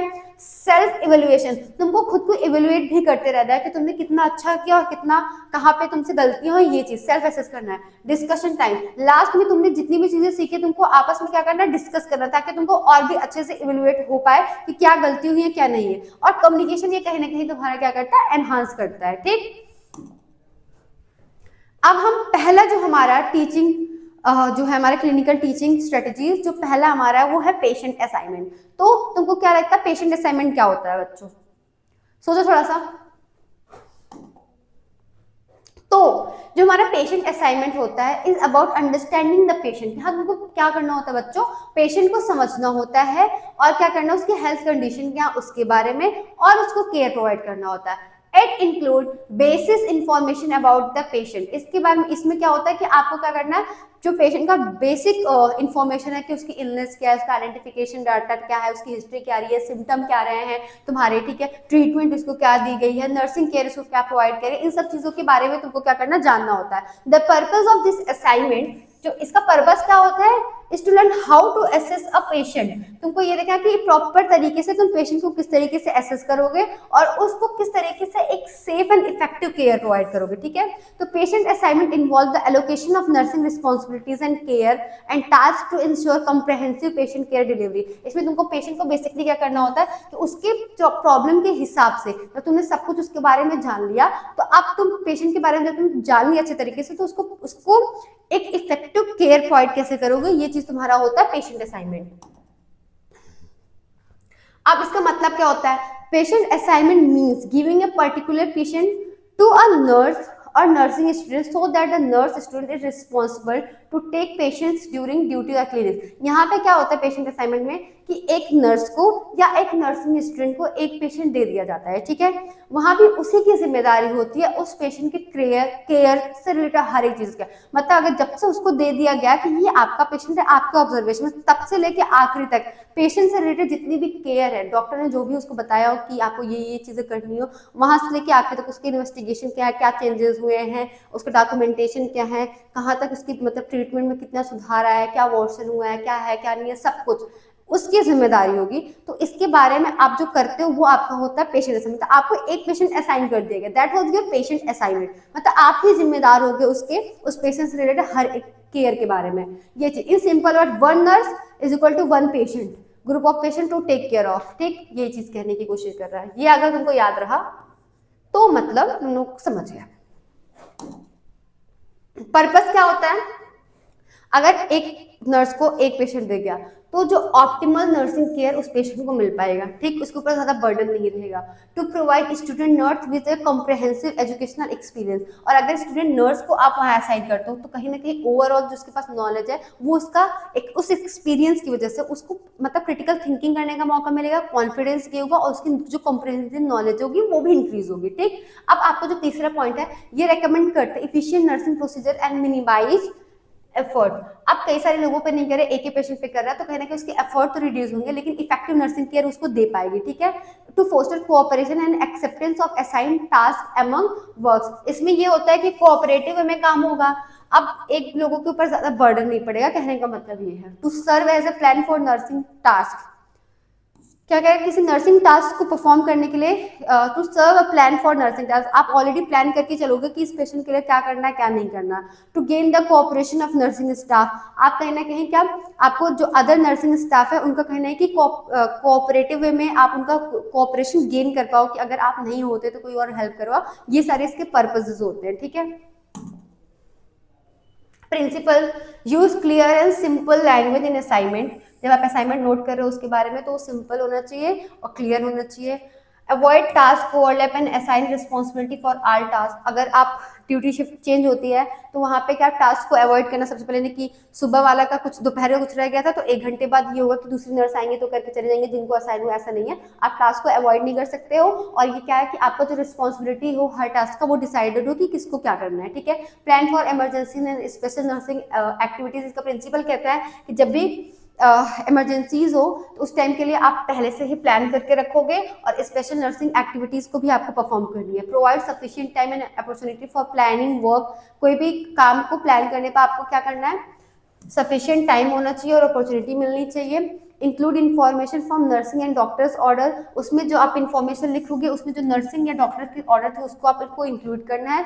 ऑर्गेनाइज करना है असाइनमेंट को लॉजिकली, और assignment should be made by head nurse. जो भी असाइनमेंट बनाया जाएगा वो हेड नर्स आपको बताएंगे कि ये भी एक चीज होता है कि हेड नर्स आपको बताते हैं कि आपको क्या करना है क्या नहीं करना है। और एडमिनिस्ट्रेटिव के जो पॉलिसीज होते हैं उसको फॉलो करना है। और प्लान फॉर स्किल डेवलपमेंट, और ऐसा प्लान करें जिससे आपका स्किल भी डेवलप हो, ठीक है।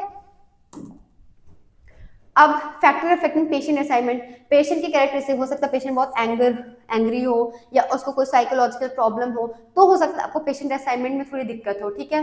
हॉस्पिटल रिसोर्सेज कम है तो भी आपको हो सकता है दिक्कत हो। ऑर्गेनाइजेशनल सपोर्ट अगर अच्छा नहीं है तो आपको पेशेंट असाइनमेंट में प्रॉब्लम हो सकती है। And types of nursing care delivery, अगर अलग अलग नर्सिंग केयर की डिलीवरी होती है, अगर उसमें कुछ प्रॉब्लम्स हैं तो उसकी वजह से आपको दिक्कत हो सकती है, ठीक है। Method of patient assignment, case method, team nursing, functional nursing, case management, progressive patient care and primary nursing, ये सारे आपके मेथड्स हैं कि आपको कैसे लिखना है। सबसे पहले कोई मान लो कोई पेशेंट आया, उसका कुछ बहुत यूनिक सा केस है, तो उसके बारे में जब आप सब कुछ लिखते हो तो वो आपका केस मेथड होता है। टीम नर्सिंग, मिल के अगर आप किसी एक पेशेंट के बारे में कुछ डिस्कस कर रहे हो तो आपका टीम नर्सिंग होता है। ऐसे फंक्शनल नर्सिंग, केस मैनेजमेंट भी इसी तरीके से होता है, किसी केस को मैनेज करने के लिए आप काम कर रहे हो। अगर पेशेंट की प्रोग्रेसिव मतलब उसमें देख रहे हो कि आज ये पेशेंट है 4 दिन बाद कितना उसमें इंप्रूवमेंट क्या नहीं, तो उस टाइम की अगर आप असाइनमेंट लिख रहे हो तो वो प्रोग्रेसिव पेशेंट केयर में जाता है, ठीक है। प्राइमरी नर्सिंग जो आप ऑलरेडी कर रहे हो, जो केयर प्रोवाइड करते हो। तो challenges face during patient assignment, knowledge of patient, अगर आप उससे कुछ पूछ रहे हो पेशेंट को पता ही नहीं है तो, स्टाफ की ट्रेनिंग अगर अच्छी नहीं है तो भी प्रॉब्लम है। Personal problem of staff and patients अगर सही से नहीं है। लैक ऑफ नर्सिंग प्लानिंग, अगर नर्सिंग जो प्लान किया आपने उसमें दिक्कत है तो ये भी कहीं ना कहीं दिक्कत कॉज करता है। इनएडिक्वेट staffing levels and autonomy issues, ये सारे क्या होते हैं आपके चैलेंजेस होते हैं पेशेंट असाइनमेंट के। अब हमारे जो दूसरा आता है वो होता है क्लिनिकल कॉन्फ्रेंसेस। तो हम देखते हैं कि क्लिनिकल कॉन्फ्रेंसेस क्या होते हैं आपके, ठीक है। तो जो तुम्हारे क्लिनिकल एक clinical conference meeting where student nurse and doctor discuss the patient condition. तुमको मैंने बोल दिया डायबिटीज मेलाइटिस के बारे में। अब यहाँ पे स्टूडेंट, नर्सेज, डॉक्टर और मतलब जो भी और अदर प्रोफेशनल्स है, ये सारे लोग मिलकर उसकी कंडीशन के बारे में डिस्कस करते हैं, तो इसको बोलते हैं क्लिनिकल कॉन्फ्रेंस। कॉन्फ्रेंस तो हो रही है लेकिन क्लिनिकल से रिलेटेड, किसी पेशेंट के किसी केस से रिलेटेड, रियल लाइफ केस से रिलेटेड यहाँ पर डिस्कशन हो रही होती है, ठीक है। तो उसको बोलते हैं in this conference they talk about the patient history, symptom, treatment and nursing care, ठीक है। ओवरऑल जितनी चीजें अभी तक हुई हैं उस पेशेंट के बारे में, इसके बारे में अपन डिस्कस करते हैं। It help student learn how to take care of patient better and improve their clinical skill. ये स्टूडेंट को किस तरीके से हेल्प करता है कि उस एक तो बारे में केस के बारे में जान लिया तो कहीं ना कहीं पेशेंट को किस तरीके से उनको हैंडल करना है, कैसे केयर देनी है, वो इनको अच्छा होगा और इनकी जो क्लिनिकल स्किल है वो भी बहुत ज्यादा एनहांस होगी, ठीक।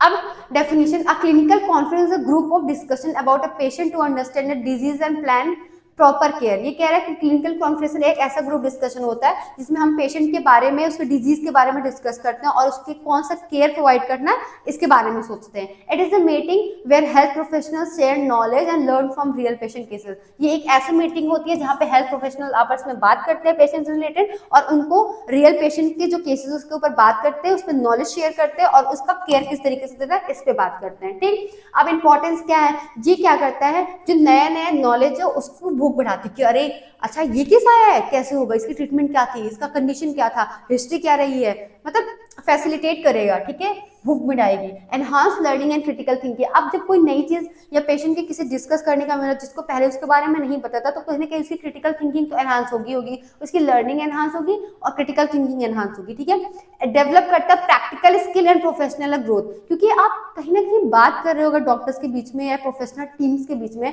तो कहीं ना कहीं आपका जो प्रैक्टिकल स्किल तो एनहांस हो रहा है क्योंकि आप काम कर रहे हो क्लिनिकल एरिया में, आपका प्रोफेशनल ग्रोथ भी तो होगा। तो ये चीज कह रहा है। इंप्रूव करेगा रीजनिंग एंड जजमेंट, अगर कोई चीज वहां पे हो रही है तो आप ये सोचोगे कि ये चीज हो रही है तो ऐसा क्यों हो रहा है, ये हुआ तो ऐसा क्यों हुआ, तो आपका कहीं ना कहीं जजमेंट और रीजनिंग दोनों इंप्रूव होगी। बिल्ड करेगा कॉन्फिडेंस, आपका कॉन्फिडेंस को बहुत ज्यादा इंप्रूव करेगा और आप कहीं ना कहीं नई चीजें सोचोगे कि आप ये चीज कर सकते हो उस चीज को सही करने के लिए, तो इनोवेटिव स्ट्रेटेजीज भी आपके अंदर डेवलप होंगे। अब हम देखते हैं कि एक टीचर की क्या रोल होती है यहाँ पे। तो वो प्लान करता है, प्रिपेयर और प्लान करता है क्लिनिकल कॉन्फ्रेंस को, क्रिएट करता है पॉजिटिव इन्वायरमेंट को और सपोर्टिव इन्वायरमेंट को, फैसिलिटेट करेगा ग्रुप प्रोसेस इफेक्टिवली और एग्जिबिट करेगा प्रोफेशनल बिहेवियर। मतलब सही बात है, एक टीचर को क्या, सबसे पहले तो कॉन्फ्रेंस को प्लान कर लिया, सपोर्टिव इन्वायरमेंट बना लिया, ग्रुप प्रोसेस को इफेक्टिवली, मतलब ज़्यादा झगड़ा ना हो, ध्यान से हर चीज़ स्मूथली जाए, ये उसने कर लिया, और एग्जिबिट हर जगह उसको प्रोफेशनल बिहेवियर दिखाना। तो ये सारे क्या होगा, रोल्स हो गए टीचर्स के तुम्हारे। अगर हम बात करें स्टूडेंट की, तो इसमें क्या कहते हैं, बच्चे का एक्टिव एंगेजमेंट और पार्टिसिपेशन है कि नहीं, ठीक है, वो प्रोफेशनली बिहेव कर रहा है कि नहीं, ठीक है, वो पंचुअल है कि नहीं है, वो अच्छे से काम कर रहा है कि नहीं, ठीक है। एग्जामिन व्यू पॉइंट्स, और आपको ये भी देखना है कि बच्चे का व्यू ऑफ पॉइंट उस केस से रिगार्डिंग क्या रहा है, और ask questions and contribute discussion, ये उसके रिलेवेंट, बच्चों को क्या करना है, उसको एक्टिवली पार्टिसिपेट करना है, ठीक है, क्वेश्चंस पूछते रहने हैं, पंचुअल रहना है, प्रोफेशनलिज्म दिखाना है उसको, कोलैबोरेटिव वे में काम करना है, और उसको सवाल पूछने हैं, और डिस्कशन में कुछ ना कुछ कंट्रीब्यूट करना, सवाल पूछ के ही बच्चा कंट्रीब्यूट कर सकता है मेनली। और हम देखें तो पर्पस क्या है क्लिनिकल कॉन्फ्रेंस, तो प्री क्लिनिकल में देखें तो इसमें क्या होता है, स्टूडेंट के लिए अगर हम बात करें तो शेयर इन्फॉर्मेशन एंड एक्सप्रेस क्या करता है, कंसर्न, ठीक। दूसरा, seek clarification and discuss future event, बच्चा क्या चाहता है, वो जानना चाहता है कि जो भी ये बात हुई उसके बारे में क्लैरिफिकेशन चाहता है और फ्यूचर इवेंट्स के बारे में बात करना चाहता है। वो आइडेंटिफाई करता है एरिया ऑफ नीडिंग इंप्रूवमेंट, कहाँ उसको सुधार करने की जरूरत है, इसकी बात करता है। सेकेंड जो हमारा था टीचर्स के लिए, अगर हम प्री क्लिनिकल फेज की बात करो तो वो clear misunderstanding and assess student, क्या करता है, इसका पर्पस क्या है, बच्चे के लिए पर्पस ये था क्लिनिकल कॉन्फ्रेंस कराने का कि वो अपने इंफॉर्मेशन को और अपने जो कंसर्न उसके थे उसको वो शेयर कर पाए, और अगर उसको कोई उस चीज से रिलेटेड कोई प्रॉब्लम थी तो उसको क्लैरिफाई कर पाए, और अगर उसको जरूरत है कि कहीं पे इंप्रूवमेंट मिले तो उस चीज करने के लिए हमें क्या करना पड़ता है, क्लिनिकल कॉन्फ्रेंस करने की जरूरत पड़ती है। टीचर्स के लिए अगर मान लो कोई मिसअंडरस्टैंडिंग रही हो, ठीक है, और हमें ये चेक करना हो कि बच्चा कितना रेडी था वहां पे या कितना एक्टिव था, तो ये हमें क्लिनिकल कॉन्फ्रेंस करने की जरूरत है, क्योंकि वहां पे केस डिस्कस होगा। तो अगर बच्चे ने सब कुछ अच्छे से किया होगा तो हमें अगर अच्छे से किया, तो जो हम क्लिनिकल कॉन्फ्रेंस कंडक्ट कराएंगे तो उस टाइम पे बच्चा एक्टिवली पार्टिसिपेट करेगा, ठीक है। Understand student perspective and address concern, इस चीज को जानने के लिए भी क्लिनिकल कॉन्फ्रेंसेस टीचर करवाते हैं। सेट करता objective and develop plan, teacher क्या करता है, इसका पर्पज है तो वो ऑब्जेक्टिव सेट कर पाए और प्लान को डेवलप कर पाए, इस चीज के लिए भी वो क्लिनिकल कॉन्फ्रेंसेस करवाता है। पोस्ट क्लिनिकल फेज अगर दोनों के लिए देखें तो discuss clinical experiences and debrief, जो भी चीज अभी तक हो उसके बारे में डिस्कस करते हैं और एनालाइज करते हैं सिचुएशन को, और जो भी प्रॉब्लम्स आई हो उसको क्या करते हैं, डिस्कस करते हैं, आइडेंटिफाई करते हैं प्रॉब्लम को और एक्सप्रेस करते हैं फीलिंग्स को, ठीक। ये पोस्ट वाले में हो गया। अब फेजेस क्या होते हैं, प्री, मिड और पोस्ट। प्री में क्या होता है, before the conference focusing on the readiness and planning, तो सही बात है, प्री, हर कोई भी प्री फेज होता है तो उसमें हम प्लानिंग ही कर रहे होते हैं। मिड में जब चल रहा होता है उस टाइम पे हम कॉन्फ्रेंस चल भी रही होती है, हम इवेलुएट कर रहे होते हैं आउटकम क्या है उसका और प्रॉब्लम को सॉल्व कर रहे होते हैं, और लास्ट में हम हमेशा क्या करते हैं, after the conference D briefing and analysing experiences, आप क्या डी ब्रीफ करते सब कुछ फिर से सोचते हो कि हमने अभी तक, अच्छा ये चीज डॉक्टर ने बताई थी, ये नर्सेज ने बताई थी, अच्छा उस पेशेंट की कंडीशन ये थी, ऐसे थी, इवेलुएट कर लिया कि हमने ये अच्छा किया था, वो बुरा किया था, फिर से वो सारी चीजें आप दिमाग में लेके आते हो, फिर उसके बाद क्या करते हो, एनालाइज करते हो उस एक्सपीरियंस को, ठीक है। बेनिफिट क्या है, इंटरेक्टिव लर्निंग होगी, आप प्रॉब्लम सॉल्विंग स्किल्स आएंगी, क्रिटिकल थिंकिंग एनहांस होगी, कम्युनिकेशन, मैंने जो फर्स्ट स्लाइड पे बताया था वही चीजें फिर से है, ठीक है। आप थियोरी और प्रैक्टिस को क्या कर पाओगे, आपस में लिंक कर पाओगे, डेवलप कर पाओगे नर्सिंग एटीट्यूड को, ठीक है। इसके डिसएडवांटेज ये हैं कि केयरफुल प्लानिंग चाहिए और बहुत ज़्यादा टाइम कंज्यूमिंग होता है, ठीक है। May cause anxiety and require adequate knowledge and understanding, ठीक है, कभी कभी एंजाइटी कॉज कर सकता है, बिकॉज क्लिनिकल कॉन्फ्रेंसेस में कभी कभी अगर आपके पास नॉलेज नहीं है तो आप क्या ही बोलोगे। तो अब नेक्स्ट हमारा था clinical presentation and bedside clinic. तो बच्चों आप लोग को तो बोला गया होगा क्लिनिकल प्रेजेंटेशन बनाने के लिए, आप लोग फर्स्ट सेमेस्टर पे केस स्टडी और क्लिनिकल प्रेजेंटेशन बनाते हो रहा है, दोनों में डिफरेंस तो होता है, पता नहीं आप लोगों ने कभी ध्यान दिया कि नहीं कि लिखते तो सेम ही है, तो डिफरेंस क्या होता है। तो सबसे पहले देखते हैं क्लिनिकल प्रेजेंटेशन क्या होती है। तो in nursing education bedside clinic provide student with hand on learning experience in the clinical setting, this clinic involve क्या करता है आपका, assigning a nursing case to individual student, allowing them to apply theoretical knowledge to a patient care scenario। यहाँ एक बच्चे को एक student को एक पेशेंट दे दिया जाता है, ठीक है, वन पेशेंट। अब हम कहते हैं उसके बारे में जितनी भी नॉलेज है, उसको क्या ट्रीटमेंट दी गई, उसकी क्या हिस्ट्री थी, क्या डायग्नोसिस बनी, क्या आप उसको लास्ट में सारी चीजें करने के बाद, ठीक है, आपने उसके बारे में जितना भी चिट्ठा पढ़ा वो सब आपका आता है क्लिनिकल प्रेजेंटेशन में, कि एक क्लिनिकल एरिया में वो पेशेंट के बारे में क्या क्या ट्रीटमेंट हुई, क्या डायग्नोसिस हुई, ठीक है, उसकी जो कंडीशन है वो क्या है, कौन सा प्रोसीजर इसके ऊपर किया गया, ये सारी चीजें आप क्या करते हो वहां पे, जब आप पहले एक बनाते हो फाइल, उसके बाद जब आपका टीचर आता है तो आप वहां पे क्या करते हो, उसको प्रेजेंट करते हो, तो आपका होता है clinical presentation. Purpose learning experience for student to gather information and developing nursing. यहाँ पे सबसे मेन इन्फॉर्मेशन होता है, आप पेशेंट के बारे में क्या करते हो, इन्फॉर्मेशन गैदर करते हो, ठीक है, उसके बाद फिर आप नर्सिंग स्कूल को डेवलप करते हो। इंप्रूव करता है आपकी प्रॉब्लम सॉल्विंग एबिलिटीज को through detailed analysis of nursing situation, ठीक, understand each patient individual need and outlook. अब एक ही पेशेंट को तो आपको असाइनमेंट दिया नहीं जाता, आपको अलग अलग पेशेंट को, तो आप एक बार कुछ लिए दूसरी बार कुछ लिए, तो आपको इससे क्या डाइवर्सिटी पता चलेगी, और आप अलग अलग पेशेंट की जो नीड्स थी अलग अलग केस के हिसाब से आप उसको आइडेंटिफाई कर पाओगे। अब एनहांस करता है नर्सिंग ऑब्जर्वेशन स्किल, आपके कहीं ना कहीं ऑर्गेनाइज्ड मैनर में काम करोगे।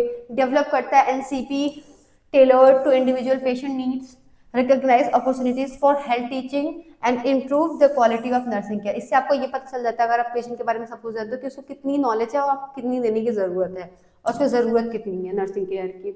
स्टेप्स क्या होते हैं, तो प्लानिंग टेक्निक्स में क्या करते हो आप, determine clinic detail including location date time and topic, ठीक, select a patient for home student have provided care.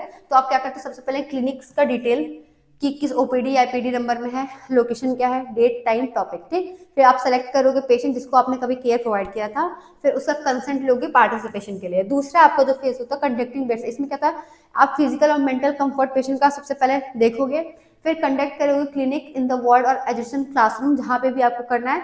आपको पेशेंट की प्राइवेसी मेंटेन करनी होती है। Limit number of student, the clinic typically last for 30 minutes, और ये आपका जो प्रेजेंटेशन चलता है वो कम से कम सिर्फ 30 मिनट का चलता है, ठीक है। फेजेस ऑफ डिस्कशन, तो पहला होता है introduce patient background and nursing care situation, clarify clinic purpose and highlight observation to be made, guide student on asking appropriate question, ठीक, ये आपका इंट्रोडक्टरी फेस होता है। नेक्स्ट आपका जो होता है patient centred discussion, gather necessary information from the patient, अपने पेशेंट से बहुत रिस्पेक्टफुली सवाल पूछे, जवाब दे लिया। Avoid questions that may upset the patient, ऐसे क्वेश्चंस को अवॉइड करना जो पेशेंट को बुरा लग सकते हैं। Allow patient to express their need and perception, आपको ये भी देखना है कि जो आपका पेशेंट है वो डरे नहीं, अपना उसका पॉइंट ऑफ व्यू, उसको जरूरत लगती है कोई चीज पूछने की, अपनी फीलिंग एक्सप्रेस करने की, तो वो आपसे इजिली कर पाए। Thank the patient and return them to the ward, और पेशेंट को थैंक यू बोले after the everything that you have done. उसके बाद पेशेंट को क्या करना है, वापस उसके वार्ड में, अगर आप दूसरी जगह ले आके प्रेजेंट कर रहे थे तो उनको वापस वहां छोड़ के आओगे।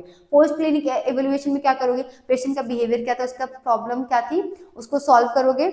एसेस स्टूडेंट ऑब्जर्वेशन, आपने बच्चों के सामने प्रेजेंट किया तो उसको मतलब उन्होंने क्या ऑब्जर्व किया, प्रॉब्लम सॉल्विंग स्किल उसके अंदर डेवलप हुई कि नहीं, और reflect on the effectiveness of meeting clinical purpose, clinic purpose जो आपका पर्पस था वो आपका पूरा हुआ कि नहीं हुआ, ठीक है। एडवांटेज ये थे active learning in real situation, limited group size for effective teaching, evaluate of educational objective attainment, active learning, limited group size for effective teaching, evaluation of education objective attainment, development of observation and decision making skill, closer contact with reality and compensate with theory, boost in student self confidence, ठीक है, increase variability of learning experiences, high personal cost, ये तो disadvantage है, potential discomfort for patient and lack of standardisation. अगर हम overall की बात करें बच्चों, तो जो हमारा केस प्रेजेंटेशन था वो हमारा ये होता है कि आप एक पेशेंट आपको साइन कर दिया जाता है, आप उस पेशेंट के डिजीज कंडीशन के अकॉर्डिंग आप उसकी हिस्ट्री आइडेंटिफिकेशन डाटा से लगाए, नर्सिंग केयर आपने कितने दिन में क्या क्या दिया, क्यों दिया, क्या ट्रीटमेंट चली है, उसकी डायग्नोसिस क्या बनी है, उसका केस क्या है, उसके बारे में आप सब कुछ कर लेते हो, ठीक है। उसके बारे में सारी डिटेल्ड इन्फॉर्मेशन आप निकालते हो, उसके बाद उस पेशेंट से परमिशन लेते हो, आप फिर उस पेशेंट को लेके आते हो, उसके बाद 4-5 ही अपने क्लास वालों के सामने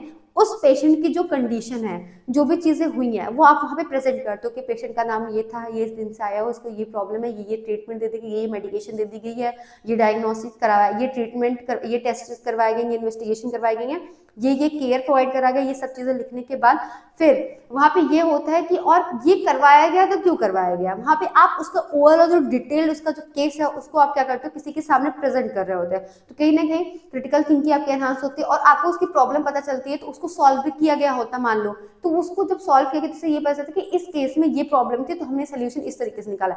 आप भी सोच पाओगे वहां पे अगर आप किसी का प्रेजेंट कर रहे हो। तो ये आपका था क्लिनिकल प्रेजेंटेशन। अब नेक्स्ट जो आपका टॉपिक है वो है केस स्टडी, ठीक है। तो केस प्रेजेंटेशन हो गया जिसको हम बेड साइड क्लिनिक भी बोलते हैं, ठीक है। अब हमारा जो थर्ड है वो आपका है केस स्टडी। तो देखते हैं कि केस स्टडी क्या होता है। तो जो आपका केस स्टडी होता है ये मेथड होता है जो नर्सिंग स्टूडेंट यूज करते हैं ताकि वो पेशेंट की प्रॉब्लम को डिटेल में समझ सके। It help student learn how to apply theory to real patient situation. जो उसने थियरी पढ़ी होती है वो एक रियल लाइफ पेशेंट में किस तरीके से अप्लाई करनी है, ठीक। इसका डेफिनेशन जो होता है, a case study is a detail study of patient condition including history, symptom, treatment and nursing care, ठीक। Purpose to understand the patient health problem clearly. Patient की क्या दिक्कत है उसको समझने के लिए, आप क्लिनिकल और क्रिटिकल थिंकिंग को एनहांस करने के लिए, आप थियरी और प्रैक्टिस को आपस में कनेक्ट कर पाओ उस चीज के लिए, और आप पेशेंट को प्रॉपर नर्सिंग केयर प्रोवाइड कर पाओ। ये आपका पर्पस होता है केस स्टडी का, ठीक। अब आपका आउटलाइन क्या करते हो, सबसे पहले आप इंट्रोडक्शन लिखते हो। तो एक केस स्टडी में आप इंट्रोडक्शन लिखते हो, फिर इंट्रोडक्शन में क्या करते हो, आइडेंटिफिकेशन डाटा लिखते हो, ठीक है, चीफ कंप्लेंट लिखते हो, हिस्ट्री ऑफ प्रेजेंट इलनेस लिखते हो, पास्ट मेडिकल हिस्ट्री लिखते हो, फैमिली हिस्ट्री लिखते हो, मेडिकल के साथ साथ आप सर्जिकल हिस्ट्री भी डालते हो,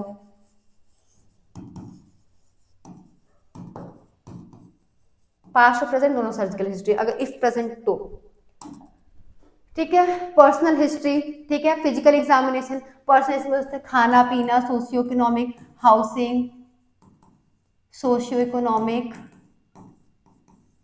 ये सारी चीजें इसके अंदर आती है, ठीक है। Physical examination from head to toe सारी चीजें आप करते हो, ठीक।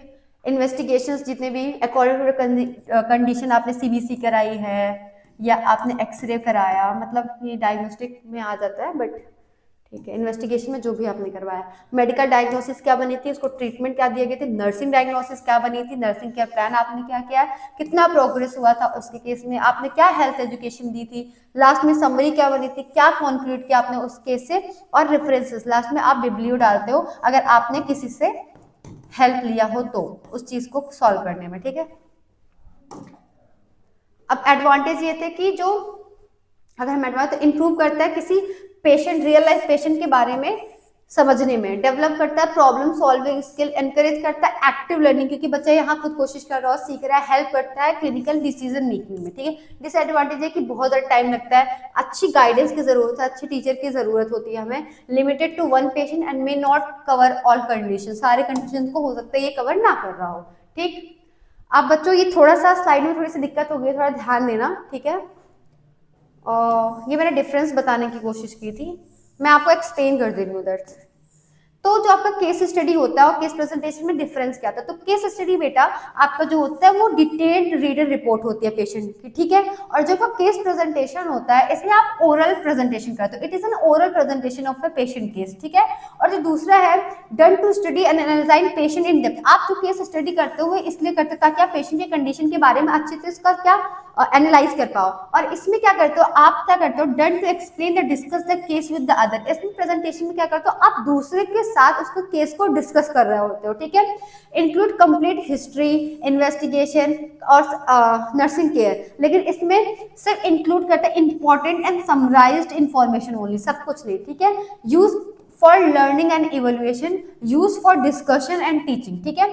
तो हम क्या करते हैं, जो केस स्टडी करते हैं, एक तो वो हमारा डिटेल रिटन रिपोर्ट होता है पेशेंट का, वो हम इसलिए करते हैं, इसलिए हम एनालाइज करते हैं, स्टडी करते हैं पेशेंट को डेप्थ में जानने के लिए। इसमें हम हिस्ट्री, ट्रीटमेंट सब कुछ देखते हैं, और ये हम लर्निंग और इवेल्युएट करने के लिए करते हैं, ठीक है। और ये क्या करता है, ये बहुत लंबे टाइम तक करता है, 4 दिन 5 दिन 6 दिन तक चलता है कि उसकी प्रोग्रेस क्या रही, पहले दिन पे दूसरे दिन पे क्या रही, क्या नर्सिंग केयर आपने प्रोवाइड की थी। और ये मोस्टली डॉक्यूमेंटेड फॉर्म में होता है और ये आपको हेल्प करता है क्रिटिकल थिंकिंग इंप्रूव करने में। लेकिन जो केस प्रेजेंटेशन होगा मेनली आप उसको ओरली प्रेजेंट करते हो, ठीक है, और इसमें आप उसके केस को दूसरे लोगों के सामने डिस्कस करते हो, और इसमें क्या करते हो आप इंपॉर्टेंट जो पॉइंट है केस से रिलेटेड उसके बारे में बताते हो, इसमें आप डिस्कस करते हो या टीच करते हो प्रेजेंटेशन में, ठीक है। और ये शॉर्ट टाइम के लिए मेनली 30 मिनट्स के लिए होते हैं, इसकी तरह 5 या 6 दिन के लिए नहीं होता। और ये क्या होता है मोस्टली प्रेजेंटेड वर्बली, कभी कभी आप चार्ट या स्लाइड का यूज करते हो, लास्ट में क्या करते हैं ये आपका इम्प्रूव करता है कम्युनिकेशन स्किल। तो ये आपका कहीं ना कहीं क्या था, ये आपका डिफरेंस था केस हिस्ट्री और केस प्रेजेंटेशन में। आई होप कि आप लोग को समझ में आ गया होगा। वही चीज बहुत ब्रॉड में यहाँ पे लिखा हुआ बच्चों देख लो, जो केस स्टडी होता है तुम्हारा वो हमारा क्या डिटेल रिटन रिपोर्ट होता है, ठीक है। इसको हम या इसलिए करते हैं ताकि हम पेशेंट को डेप्थ में उसके बारे में एनालाइज कर पाए या स्टडी कर पाए। ये हमारे इन्वेस्टिगेशन नर्सिंग केयर सब कुछ इंक्लूड करता है इसके अंदर। ये हम लर्निंग और इवेलुएट मतलब करने के लिए करते हैं, और ये हमारा जो होता है ये बहुत लॉन्गर पीरियड तक चलता है, मतलब 4 से 5 दिन तक हो सकता है। आपने उसको जो भी केयर प्रोवाइड की वो भी उसके अंदर आता है, और ये डॉक्यूमेंटेड फॉर्म मेनली रिटन में ही होते हैं, और इससे आपकी क्रिटिकल थिंकिंग इंप्रूव होती है। लेकिन जस्ट इसके अपोजिट में देखिए केस प्रेजेंटेशन मेनली हम ओरली करते हैं, और इसमें हम एक्सप्लेन या डिस्कस करते हैं दूसरे लोगों के सामने, इसमें इंपॉर्टेंट टॉपिक और समराइज करते हैं इन्फॉर्मेशन को, हम इसमें हम डिस्कस करते हैं टीचर के साथ, ठीक है। टीचिंग करते हैं तो डिस्कस करते हैं, short period of time mainly 30 minutes. और इसमें हम क्या प्रेजेंट करते हैं, मोस्टली हम इसमें वर्बली ही हम बताते हैं, ठीक है। कभी कभार हम स्लाइड और चार्ट्स का यूज करते हैं अगर हमें कुछ दिखानी होती है तो। और हेल्प इन इंप्रूव कम्युनिकेशन, ये आपका क्या इंप्रूव करता है कम्युनिकेशन, क्योंकि आप इसको ओरली कर रहे हो। तो ये आपका डिफरेंस होगा किसमें, केस स्टडी और केस प्रेजेंटेशन में। अब नेक्स्ट हमारा होता है नर्सिंग राउंड। तो बच्चों चलो हम देखते हैं नर्सिंग राउंड क्या होता है। तो नर्सिंग राउंड एक स्ट्रक्चर्ड एक्टिविटीज होती है जो हेल्थ केयर सेटिंग में नर्सेज करती हैं, जिसमें वो क्या करती हैं, जहाँ पे नर्सिंग स्टाफ गैदर होता है, उसके बाद पेशेंट केयर के बारे में डिस्कस करता है, उसको एजुकेट कैसे करना है इसके बारे में सोचता है, और कैसे उसके प्रॉब्लम को सॉल्व करनी है। Nursing round refers to observation of the patient to provide knowledge to the student, ठीक है। इसमें नर्सिंग क्या करती है, ऑब्जर्व करती है पेशेंट को, ताकि वो नॉलेज को बढ़ावा दे सके, स्टूडेंट के नॉलेज को बढ़ा सके। तो वैसे मैं अभी सिंपल में बताती हूँ, पहले आप ऐसे स्लाइड्स देख लो क्या है। तो टाइप्स अगर हम देखो, इन्फॉर्मेटिंग गिविंग हो सकता है, इसमें क्या होता है, नर्सेज होती हैं, ठीक है। अब मेडिकेशन करना है तो सिर्फ काम होता नहीं है, या डॉक्यूमेंटेशन करने काम नहीं होता। नर्सेज क्या करती है, बेड टू बेड 2 या 3 नर्सेज का ग्रुप बनता है, बेड टू बेड वो विजिट करती हैं हर एक लोगों से, उनका क्या, उनको प्रॉब्लम क्या थी, ठीक है, उनको फायदा क्या हुआ है, क्या दिक्कतें आ रही हैं, या मतलब क्या उनका कंडीशन है प्रेजेंट टाइम में, कोई मेडिकेशन रह तो नहीं गया, या कोई इन्वेस्टिगेशन का रिपोर्ट आया है। तो ये सारी चीजें जानने के लिए वो एक बार राउंड लेती हैं पूरे आईपीडी का, मतलब जहां उनकी ड्यूटी लगी तो वहां पे बेड टू बेड जाती है पेशेंट के पास, उनका राउंड लेती है।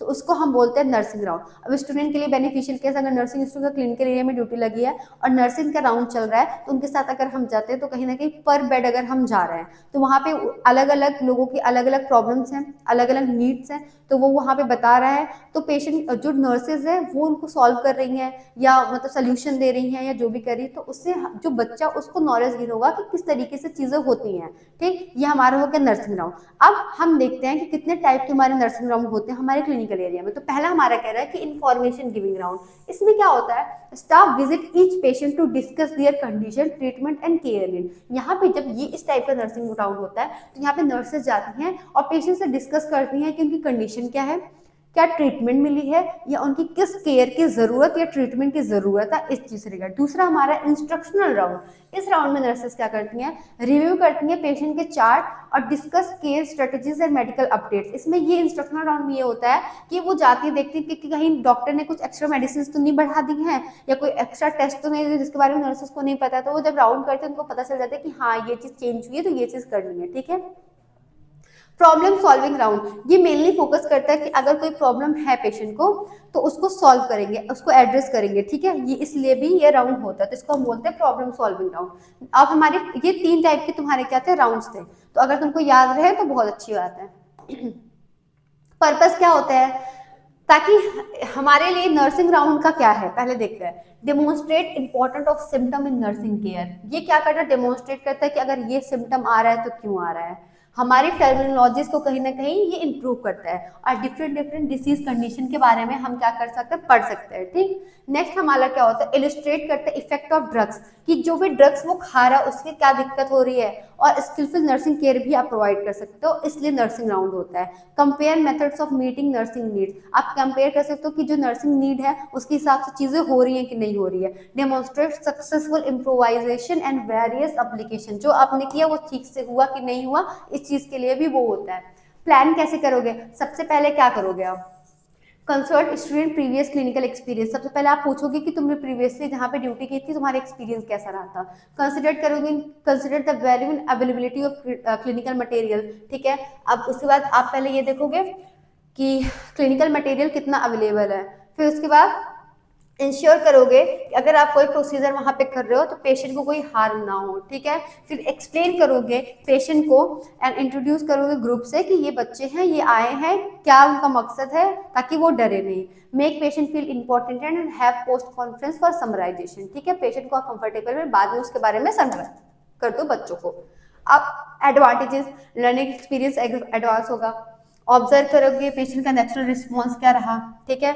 Selected patient with specific problem for focus learning, आप यहाँ पे क्या करो, सेलेक्ट करो किस पेशेंट को ये कोई स्पेसिफिक दिक्कत है आपको पता है, और उस हिसाब से आप वहां पे सीखोगे कि उनसे क्या सीख सकते हो आप।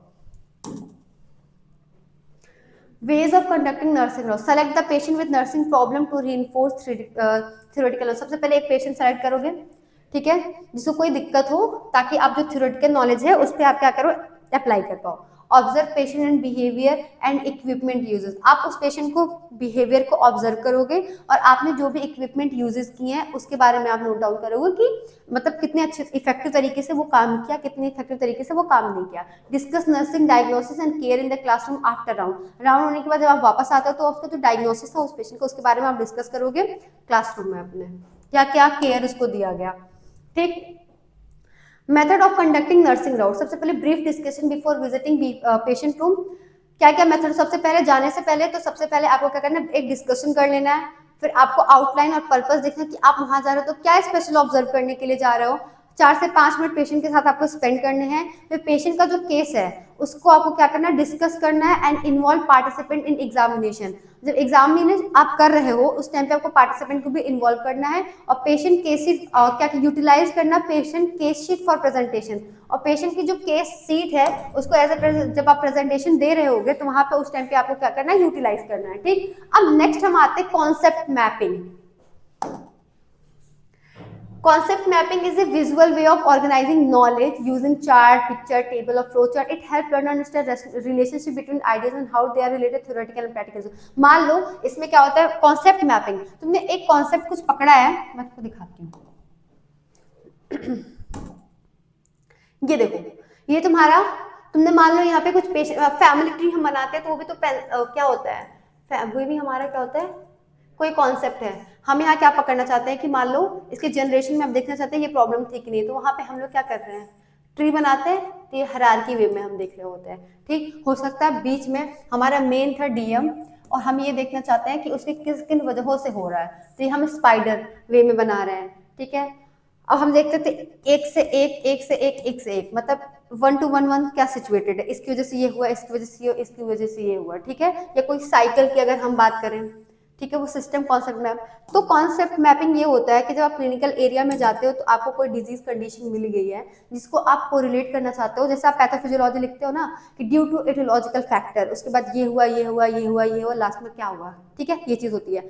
तो ये कहीं ना कहीं आपका कॉन्सेप्ट मैपिंग है। या आप पेशेंट का कोई कंडीशन ही देख लो, ठीक है, तो उस कंडीशन में आप ये सोच सकते हो ना कि किस किस वजह से हुआ। आप ट्रीटमेंट दे रहे हो, जब वो आपने ट्रीटमेंट शुरू की थी और लास्ट में उसको जो बेनिफिट दिया तो उसको भी तो आप कॉन्सेप्ट कर सकते हो कि अच्छा मैंने ये ट्रीटमेंट दी थी तो उसने ये रिएक्शन किया, इस वजह से ये किया, इसकी वजह से हमें बेनिफिट मिला, या मैंने ये दिया था उसकी वजह से ये दिक्कत हुई, इसकी वजह से ये हम नहीं दे सकते। तो आपने कहना कि कॉन्सेप्ट लगा, उसको पॉइंट वाइज पॉइंट लिखा, कई तरीके से लिख सकते हो, तो वो आपका होता है कॉन्सेप्ट मैपिंग। यही कह रहा है कि एक विजुअल वे होता है अपने नॉलेज को ऑर्गेनाइज करने का, चाहे चार्ट बना के या पिक्चर वे में, टेबल या फ्लो चार्ट का यूज करके आपका जो नॉलेज आपने गेन किया उसको आप क्या करें, ऑर्गेनाइज कर रहे हो, तो उसको आप बोलते हो कॉन्सेप्ट मैपिंग। पहला होता है स्पाइडर मैप, दूसरा होता है फ्लो चार्ट, तीसरा होता है सिस्टम मैपिंग, हायरार्की मैपिंग। अब इसका मैं दिखाती हूँ तुमको। ये देखो स्पाइडर है, बीच में है, यहाँ से मकड़ी जैसा कुछ निकला, ये अब तुम्हारा स्पाइडर कॉन्सेप्ट। दूसरा हायरार्की, मतलब कुछ मेल होगा, फिर उससे नीचे के ब्रांचेस निकली होंगी, फिर इससे कुछ निकला होगा, ये तुम्हारा क्या हो गया हायरार्की, मतलब ऊपर से नीचे की तरफ आ रहे हो या नीचे से ऊपर की तरफ जा रहे हो। फ्लो चार्ट में होता है, कॉन्सेप्ट मैपिंग में क्या होता है कि one is related to other या सेम वे। ये तुम्हारा हो गया फ्लो चार्ट, ठीक है। सिस्टम में क्या होता है, साइकिल जो तुम्हारी चल रही होती है, ये तुम्हारा system. Steps of concept mapping, सबसे पहले आपका मेन आइडिया क्या था, ठीक है, और कॉन्सेप्ट फॉर्मूला टेस्ट तुमने कुछ पढ़ा, उससे तुमको दिमाग में क्या आया, फिर उसको उस आइडिया को ऑर्गेनाइज करो कैटेगरीज में, ठीक। फिर एक लाइन ड्रॉ करो या एरो ड्रॉ करो उसके कनेक्शन दिखाने के लिए। फिर लिमिट इन्फॉर्मेशन टू अवॉइड ओवरलेट, थोड़ा थोड़ा लिखो पॉइंट वाइज पॉइंट, ज्यादा एलिब्रेट करने की जरूरत नहीं है। फिर उस आइडिया को क्या करना है, आपको शेयर करना और डिस्कस करना है, ठीक है। उसके बाद लास्ट में क्या करना, उसको एलिब्रेट करना है। एडवांटेजेस क्या होते हैं इसके, help student understand concept better, इसमें बच्चा जो होता है कॉन्सेप्ट को अच्छी तरीके से सीख पाता है। Can not fully map one mind only what we think is there, मतलब टोटल सब कुछ नहीं होता, जो आपने सोचा उसको पॉइंट टू पॉइंट आपने रिलेट करके लिख दिया। हेल्प करता है टीचर्स की, किस तरीके से आप स्टूडेंट के प्रोग्रेस को वहां पे इन डिफिकल्ट सब्जेक्ट में बच्चे की प्रोग्रेस कितनी है इसको आप समझ सकते हो। ये मेमोरी को बढ़ाता है और जो भी आपने सीखा उसको रिटेन करने में हेल्प करता है। असिस्ट करना है किस चीज में, प्लान और एक्सप्लेन करने में कॉन्सेप्ट विजुअली, ठीक है। Support holistic learning style, overall learning में बहुत ज्यादा हेल्प करता है ये। नेक्स्ट डिसएडवांटेज क्या होता है, can not fully once mind wall we think is there, हर बच्चा कॉन्सेप्ट मैपिंग का यूज नहीं कर सकता है क्योंकि वो उस तरीके से सोच नहीं सकता। Knowledge representative dynamic and change with experiences, अभी उसने जो सोचा हो सकता है कुछ टाइम बाद वो चेंज हो जाए, कुछ और सोचे, तो वो तो कॉन्सेप्ट मैपिंग खराब हो गया ना। लिमिटेड इन रिप्रेजेंटेटिंग कॉज रिलेशनशिप, मैंने कहा ना कि अच्छे तरीके से उसको रिप्रेजेंट नहीं कर पाएगा। अब हम नेक्स्ट टॉपिक देखते हैं प्रोजेक्ट। तो प्रोजेक्ट क्या होता है, a project is a problematic act carried to completion in its natural setting, ये इन्होंने कहा था। दूसरा था, a project is a whole hearted purposeful activity proceeding in a social environment, कह रहा है कि प्रोजेक्ट जो होता है वो ऐसा whole hearted project purposeful activity होती है, दिल से की गई एक्टिविटी होती है जिसका कुछ ना कुछ सोशल इन्वायरमेंट में मतलब होता है, ठीक है। ये यहाँ पे है बच्चों, थोड़ा सा इन्हें क्लिपेट्रिक, ये इंपॉर्टेंट है। और a project is a bit of real life that has been important into the school, ये तो बहुत ही ज्यादा इजी है बच्चों। Need for project based learning, तो project based learning help student develop skill for living a knowledge based highly technological society, जो project based learning होती है बच्चों को स्किल डेवलप करने में हेल्प करती है, लिविंग इन जो वो सीख रहे उस बेसिस पे। Project based learning and the use of technology bring new relevance to the learning at hand, project based learning अगर बच्चे करते हैं तो कहना है कि थियरी छोड़ के कुछ प्रैक्टिकल बेसिस पे कर पा रहा है, तो उससे क्या करता है, नई लर्निंग नई टेक्नोलॉजी का यूज करके क्या कर पा रहा है, वो नई चीजें सीख पा रहा है। Project based learning land itself a authentic assessment, ये एक खुद ऑथेंटिक असेसमेंट है, किस तरीके से बच्चा कितना अच्छा किया कितना नहीं किया ये बताने में हेल्प करता है। Project based learning promote life long learning, अगर प्रोजेक्ट बेसिस पे आप काम करते हो तो लाइफ लॉन्ग कुछ ना कुछ सीखते रहते हो, ठीक है। प्रिंसिपल क्या होता है, जब भी आप कोई प्रोजेक्ट बनाते हो उसका कुछ ना कुछ पर्पज हो, उसमें कोई ना कोई आप एक्टिविटी कर रहे हो, उसमें आपको कोई एक्सपीरियंस मिले जब आप प्रोजेक्ट करो, अदरवाइज कोई मतलब नहीं है। सोशल एक्सपीरियंसेस आपको मिले, वो रियलिटी से कुछ ना कुछ करता हो और आपकी यूटिलिटी भी हो, ठीक है, मतलब उसका कुछ यूज हो। आप कोई प्रोजेक्ट बनाए उसका कोई यूज नहीं हुआ तो कोई मतलब नहीं प्रोजेक्ट बनाने का। Types of project, producer type, the emphasis is on constructing a material object और आर्टिकल, जैसे मॉडल ऑफ द एरिया। किसी प्रोसीजर टाइप में क्या होता है, मान लो इसमें क्या कंस्ट्रक्ट करना है कोई चीज, कोई बिल्डिंग, उसके रिलेटेड अगर आप कोई प्रोजेक्ट बनाते हो तो वो आपका होता है प्रोसीजर टाइप। इसमें जैसे मॉडल ऑफ द एरिया, किसी एरिया का आपने मॉडल बनाया तो आपका होता है procedure type. Consumer type, where the objective is to obtain either direct or various experiences such as reading and learning from stories, listening to musical detection etc। इसमें क्या कंज्यूमर टाइम में क्या होता है, आपका प्रोजेक्ट क्या कहता है, जहाँ पे ऑब्जेक्टिव क्या होता है, या तो ऑब्टेन या तो डायरेक्ट या तो अलग अलग एक्सपीरियंस से आप अगर कोई चीज सीख रहे होते हो, जान रहे होते तो आपका आता है कंज्यूमर टाइप में। प्रॉब्लम टाइप में किसी प्रॉब्लम को सॉल्व करने के लिए अगर आप कोई प्रोजेक्ट बना रहे हो तो वो आपका आता है problem type. Problem type of project, इसमें कैसे वाटर प्यूरिफिकेशन की अगर बात करें तो एक प्रॉब्लम था कि वाटर अच्छा नहीं है, उसकी क्वालिटी अच्छी, तो उसको प्यूरिफाई करने के लिए आपने वाटर प्यूरिफायर बनाया, तो आपको प्रॉब्लम को सॉल्व करने के लिए बनाया गया, तो इस चीज के लिए है। और एक कंज्यूमर टाइप का प्रोजेक्ट ऐसा होता है कि मान लो कंज्यूमर में कोई दिक्कत है, जो बाहर लोग पढ़ रहे हैं, सुन रहे हैं, उनको कोई दिक्कत है, उस चीज को सॉल्व करने के लिए आपने जो प्रोजेक्ट लॉन्च किया वो आपका होता है कंज्यूमर टाइप का।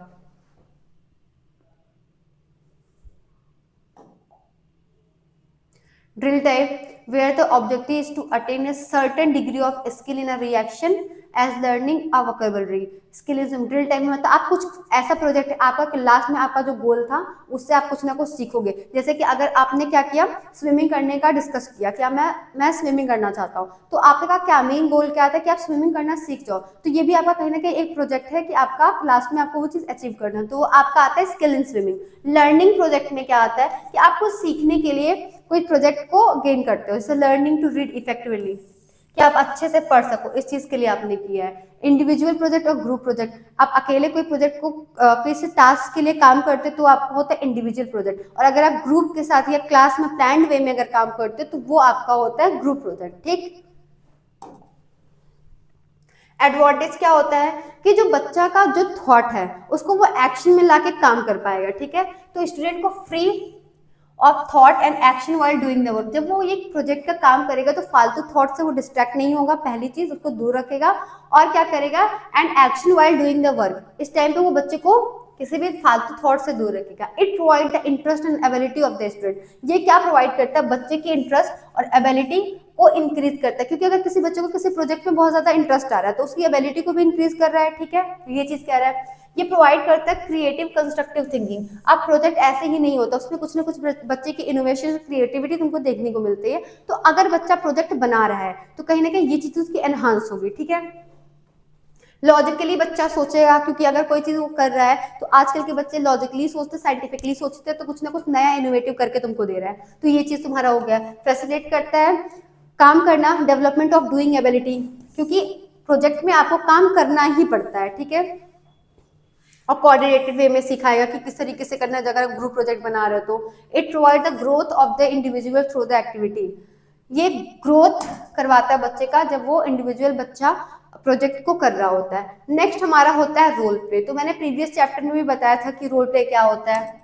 तो जो हमारा रोल प्ले होता है बच्चों, ये एक ऐसी टेक्निक होती है जिसमें जो पीपल होता है, जो बच्चे होते हैं, spontaneously act out problem of human relation and analysing the enactment with the help of other role player and observe. Simple सी बात है, रोल प्ले का ज्यादा मैं एक्सप्लेन नहीं करूंगी। रोल प्ले में क्या होता है कि रियल लाइफ या जो हमारे इन्वायरमेंट में या रियल लाइफ में प्रॉब्लम चल रहे हैं उसको हम क्या करते हैं, इमेजिनरी वे में हम प्ले करते हैं।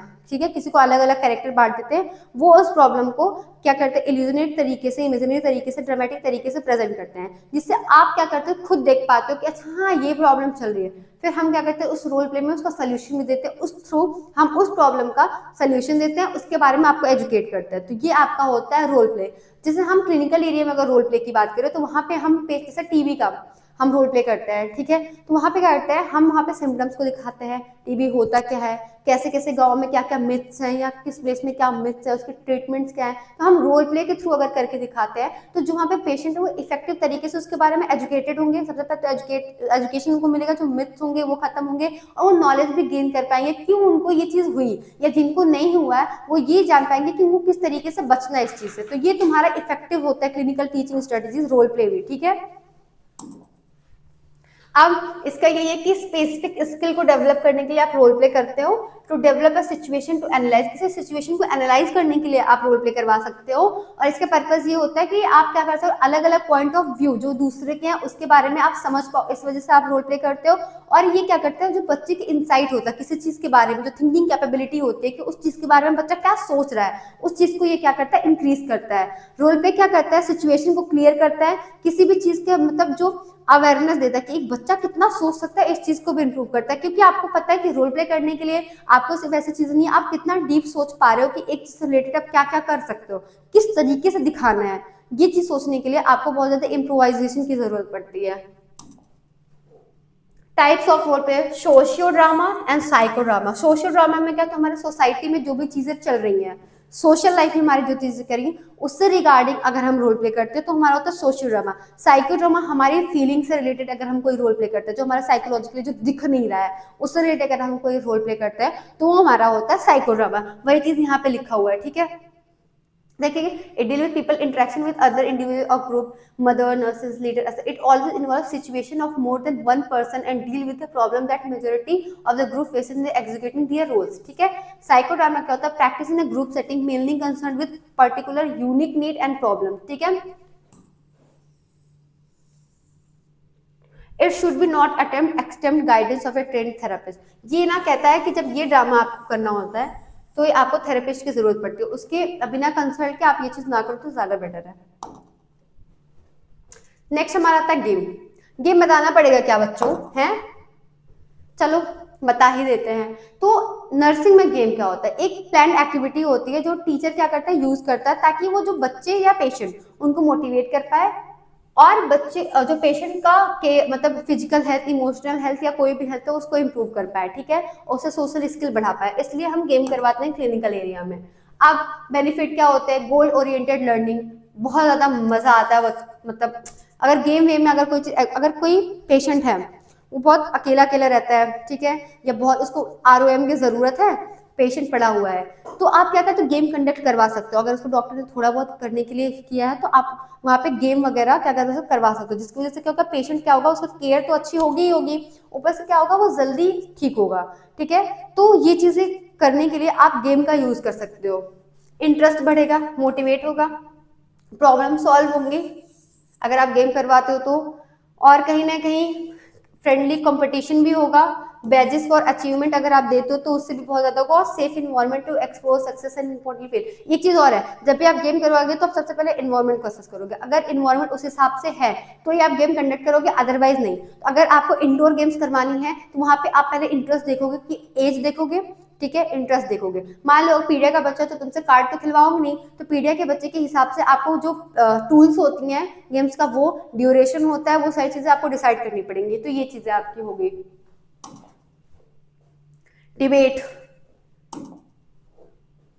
डिबेट में क्या होता है? एक फॉर्मल डिस्कशन होता है किसी एक इश्यूज पे लेके, जिसपे दो लोग जो होते हैं different different points of view रखते हैं, एक उसके फेवर में होता है और एक उसके अपोजिशन में होता है, ठीक है। ये आपका होता है डिबेट। डिबेट में क्या होता है कि आप मान लो कोई एक प्रॉब्लम है, उसके बारे में आप दो पर्सपेक्टिव जानना चाहते हो, कोई उसकी अच्छाई के बारे में बताएगा, कोई उसकी बुराई के बारे में बताएगा, तो ये आपका होता है डिबेट, ठीक है।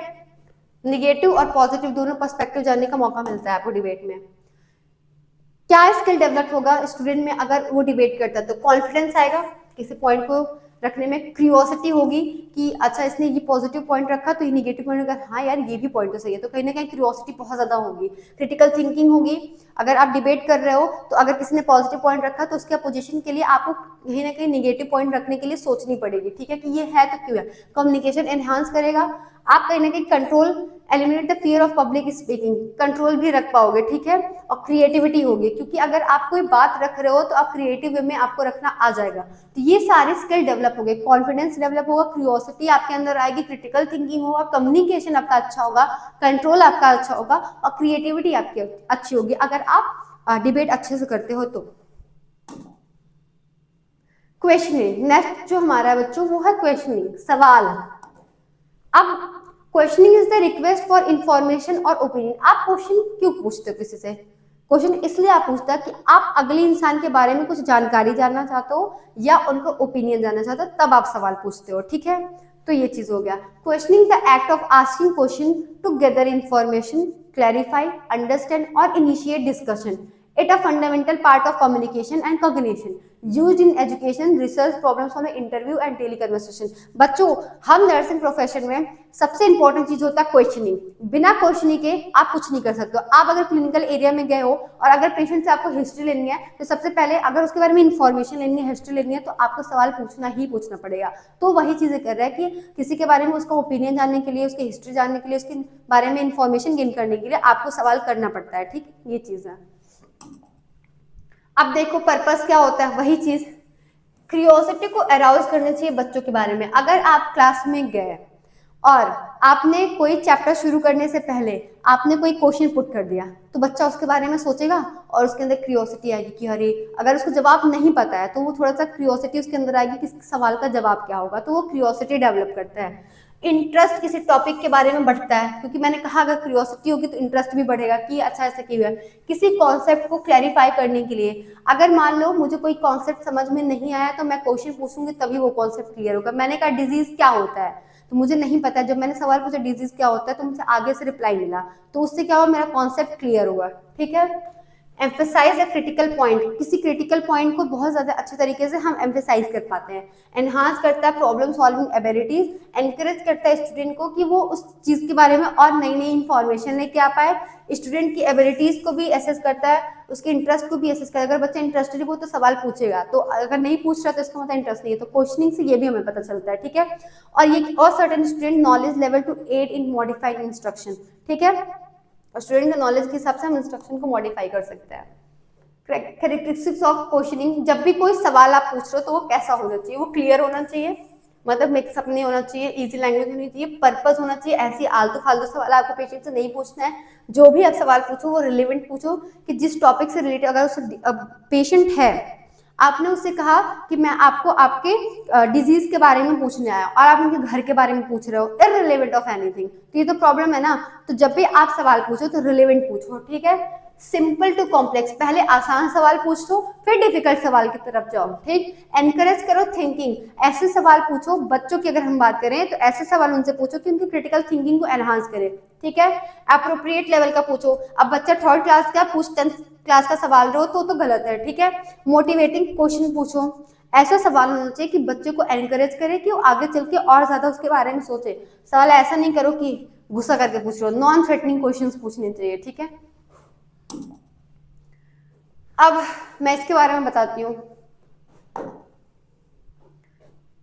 ये ब्लूम टेक्सोनॉमी मैंने पढ़ाया था बच्चों। तो जो ब्लूम टेक्सोनॉमी था, इससे पहले हम क्या था, ठीक है, तो सबसे पहले हम किस तरीके का सवाल यूज करते हैं, तो सबसे पहले याद करते हैं, फिर हम उसको समझते हैं, फिर उसको हम अप्लाई करते हैं, फिर उसको एनालाइज करते हैं, फिर हम क्या करते हैं, इवेलुएट करते हैं और लास्ट में उसको क्रिएट करते हैं। तो इस हिसाब से हम सवाल भी पूछते हैं। जैसे कि हम जब स्टार्टिंग में कोई चीज याद करने की कोशिश करते हैं तो हम ऐसे शुरू करते हैं, state, name the something, list of something, describe something, label something, relate या फाइंड। ठीक। उसके बाद भी हम जब इसके बारे में थोड़ा बहुत समझ जाते हैं तो फिर थोड़ा सा और ब्रॉडर वे में सवाल पूछना शुरू करते हैं। Explain, compare the two things, discuss about this, describe about this with example. तो ये हमारा आता है अंडरस्टैंडिंग में। जब उसको हम रियल लाइफ में अप्लाई करने के लिए सवाल पूछते हैं तो हम कहते हैं सॉल्व। अब हमने अप्लाई किया, इसको मैं सॉल्व कैसे करूंगा, क्लैरिफाई कैसे करूंगा। तो ये सारे जो टाइप्स ऑफ क्या है क्वेश्चन है तुम्हारे, कि जब तुम इस लेवल से इस लेवल तक पढ़ते हो तो किस तरीके से तुम्हारे जो लेवल ऑफ क्वेश्चनिंग है वो किस तरीके से बढ़ते हैं। ठीक। तो ये चीज है।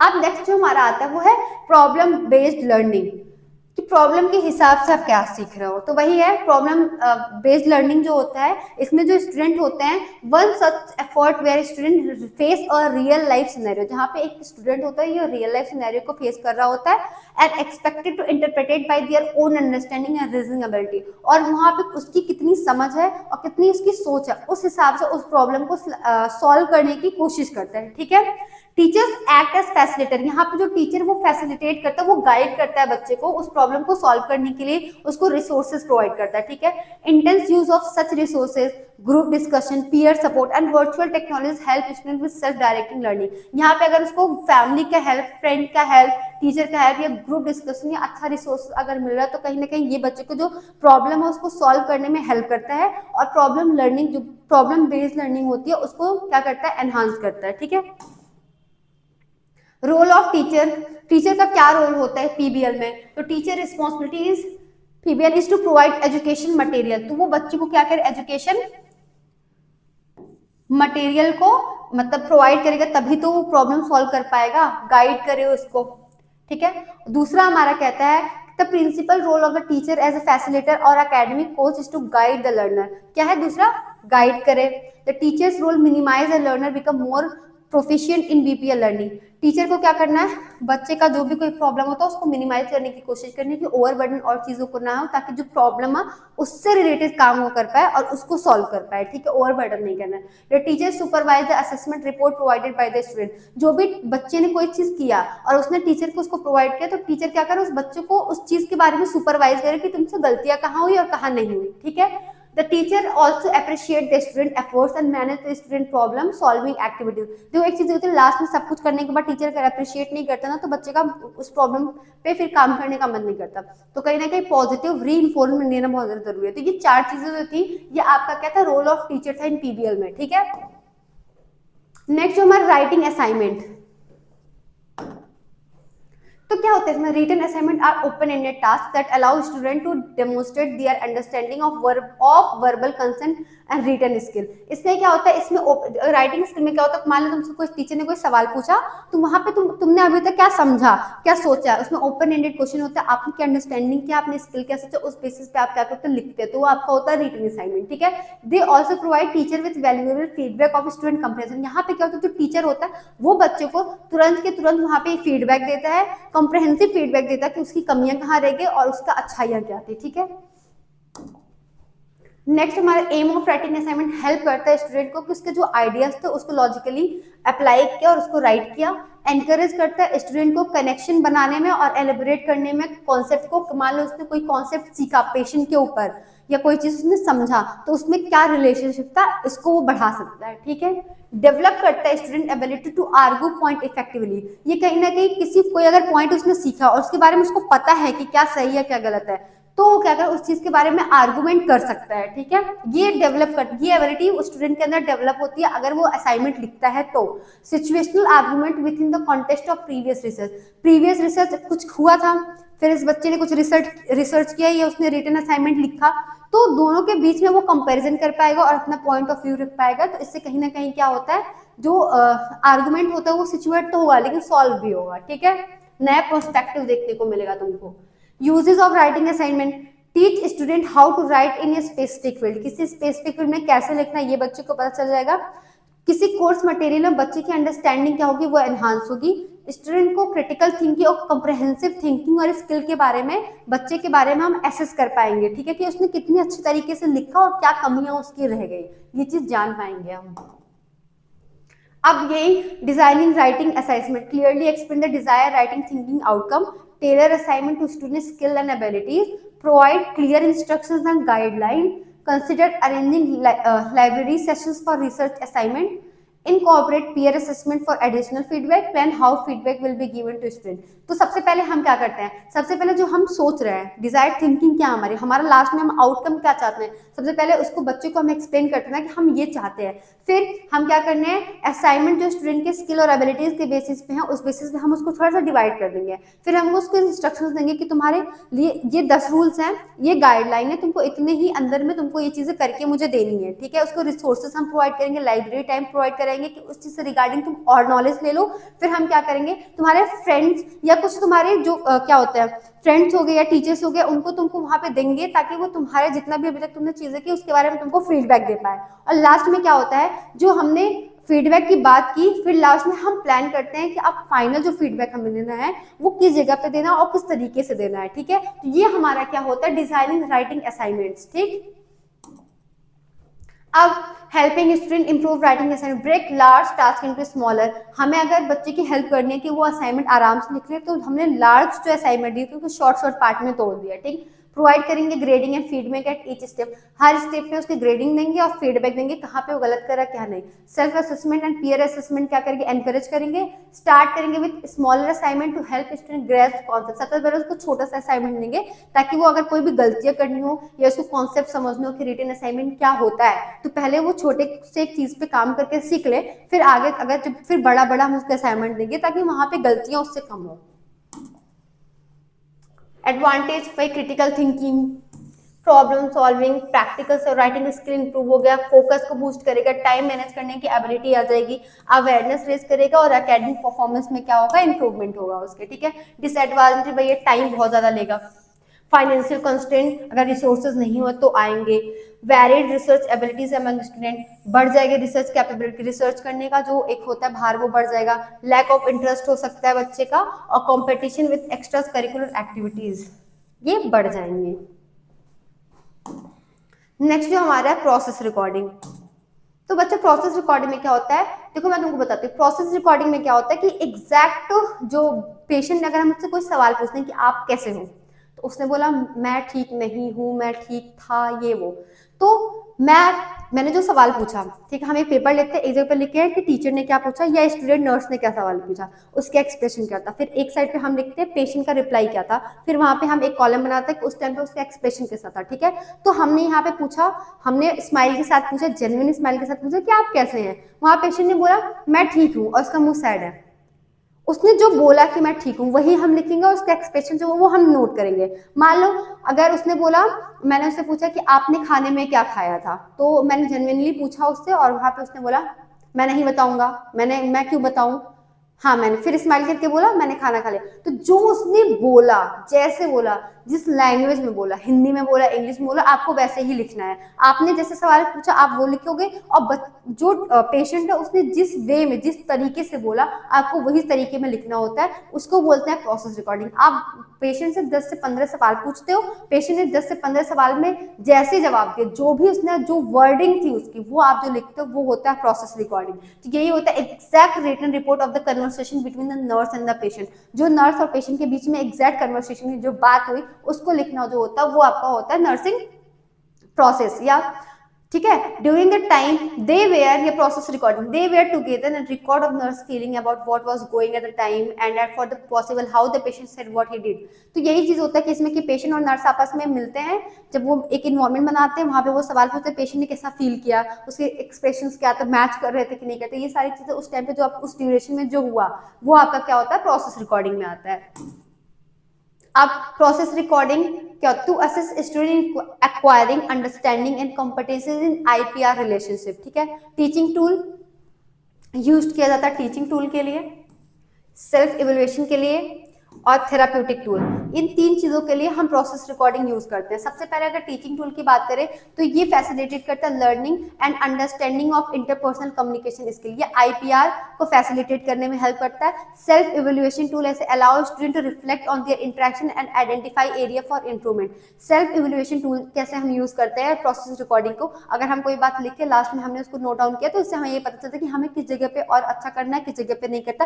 थेराप्यूटिक टूल, ये कम्युनिकेशन नर्स और पेशेंट के बीच में जो बात हो रहा है उस वे में क्या थेराप्यूटिक टूल का काम कर रहा है ये, ठीक है। एलिमेंट स्टडी, कन्वर्सेशन स्किल हमारी इंप्रूव होती है, इंटरव्यूइंग स्किल हमारी इंप्रूव होती है, किसी हम बात कर रहे होते हैं, वर्बल और नॉन वर्बल क्यूज को नोट करना हमें आ जाता है। Skill in meeting the patients need, कि पेशेंट की जो जरूरत है उस हिसाब से हमें स्किल आ जाती है। Awareness of behaviour in relation to the patient and recurrent theme the nurse patient interaction. अब अगर हम प्रोसेस रिकॉर्डिंग की बात करें तो हम वहाँ पे पेशेंट की फीलिंग क्या उसको देख पा रहे हैं, उसके क्यूज क्या उसको हम जान पा रहे हैं, किस तरीके से हमें बात करनी है, उस सिचुएशन किस तरह से मॉडिफाई करना है। ये सारी चीजें क्या होती है हमारे एलिमेंट होते हैं studied in process recording. Steps क्या होते हैं, तो सबसे पहले स्टेप्स आपका था प्रिपरेशन। इसमें क्या करते हो आप, being with preparation for patient interaction including gathering necessary tool and reviewing patient history. इसमें पेशेंट की हिस्ट्री के बारे में आप देखते हो, उसके बारे में थोड़ी बहुत जानकारी जो आपको लेनी होती है आप प्रिपरेशन वाले फेज में लेते होता है।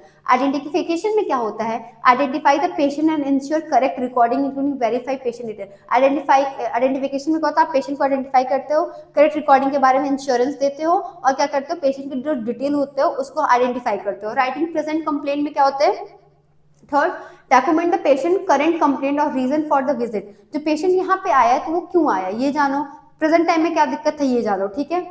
रिकॉर्ड नर्स पेशेंट, अब इसमें क्या होता है, नर्स और पेशेंट, नर्स सवाल पूछता है पेशेंट जवाब देते हैं, इस चीज को आप वहां नोट डाउन करते हो। और लास्ट में प्रोसेस रिकॉर्डिंग का क्या होता है, फाइनलाइजेशन होता है, जिसमें क्या करते हो, finalise the recording by reviewing and organising the collected data for accuracy and completeness. Last में आप क्या करते हो, जो भी डाटा आपको मिला फिर लास्ट में वो सारी चीजें पढ़ने के बाद आप उसके एक इवेल्युएशन पे पहुंचते हो कि कितना अच्छा रहा और क्या दिक्कत थी क्या नहीं।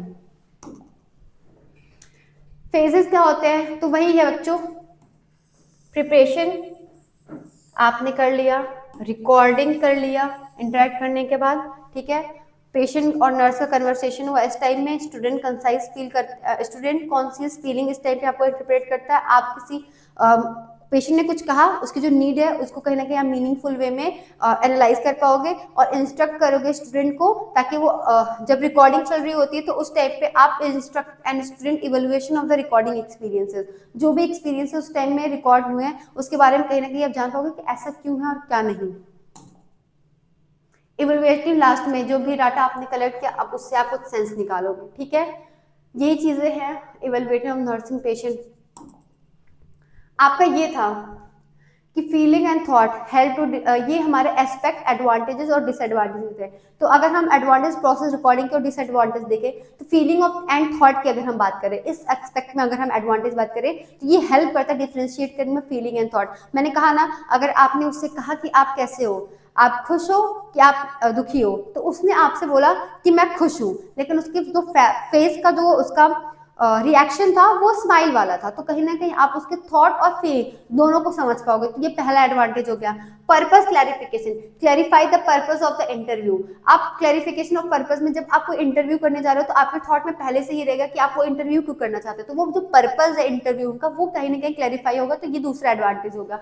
तीसरा एडवांटेज अगर ऑब्जर्वेशनल स्किल की बात करें तो हमारे ऑब्जर्वेशनल स्किल के तो क्या करता है, बढ़ावा देता है, मतलब हेल्प करता है आपका। वो क्या करेगा, ऑब्जर्वेशन स्किल जो है वो इंप्रूव होगी कि आप जान पाओगे कि ये जो चीजें थी ये सही है कि नहीं है। लेकिन इस चीज को करने में आपका बहुत ज्यादा टाइम जाता है, तो ये आपका क्या होता है, डिसएडवांटेज होता है, ठीक है। स्ट्रेंथ एंड वीकनेस की बात करें तो आप कहीं ना कहीं जान पाओगे कि पेशेंट की स्ट्रेंथ क्या है, वीकनेस क्या है, और खुद का भी स्ट्रेंथ और वीकनेस आप कहीं ना कहीं जान पाओगे, क्योंकि आप इंटरव्यू कर रहे हो तो आपको अगली बार दूसरे पेशेंट को किस तरह से सवाल करना, जवाब किस तरीके से लेना, इस चीज पे कहीं ना कहीं वो चीजें होंगी, ठीक है। सेल्फ अवेयरनेस की बात करें तो आप अपने बारे में अच्छे तरीके से जान पाओगे, ये भी एक एडवांटेज है। फैक्ट एंड जजमेंट की बात करें तो facilitate different of fact and judgement. Fact क्या है और उससे अकॉर्डिंग जजमेंट। आप सवाल उससे पूछते हो कि अगर यहाँ पे आग लग गई तो आप क्या करोगे, तो पेशेंट को तो रिप्लाई हो सकता है पेशेंट बोल दे कि मैं भाग जाऊंगा, हो सकता है पेशेंट बोले मैं कुछ नहीं करूंगा, हो सकता है कुछ पेशेंट बोले कि मैं सबको लेके भगाऊंगा या पानी बुझाने की, आग बुझाने की कोशिश करूंगा।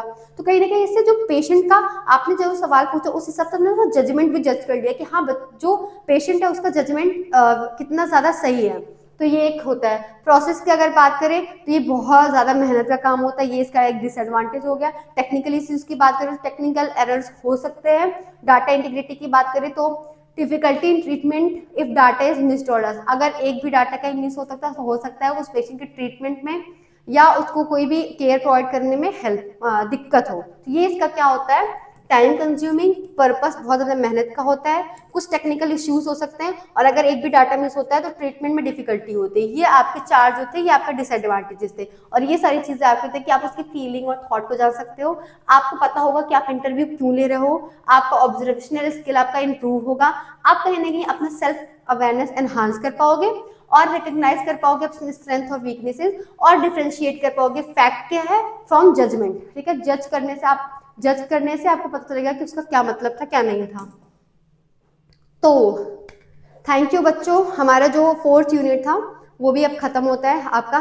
टीचिंग इन क्लिनिकल एरिया में आप कौन कौन से मेथड यूज करते हो ये हमारा खत्म होता है। तो 4 यूनिट खत्म हो गए, और ये जो आपका पीडीएफ है, जो आपके नोट्स है, वो हमारे ऐप पे मिल जाएगा, और ऐप का जो लिंक है वो हमारे डिस्क्रिप्शन बॉक्स में है, तो प्लीज वहां से जाकर हमारे ऐप को डाउनलोड करना। एंड कोई भी डाउट होता है तो पूछना। Please like my video, subscribe and share my video. Thank you.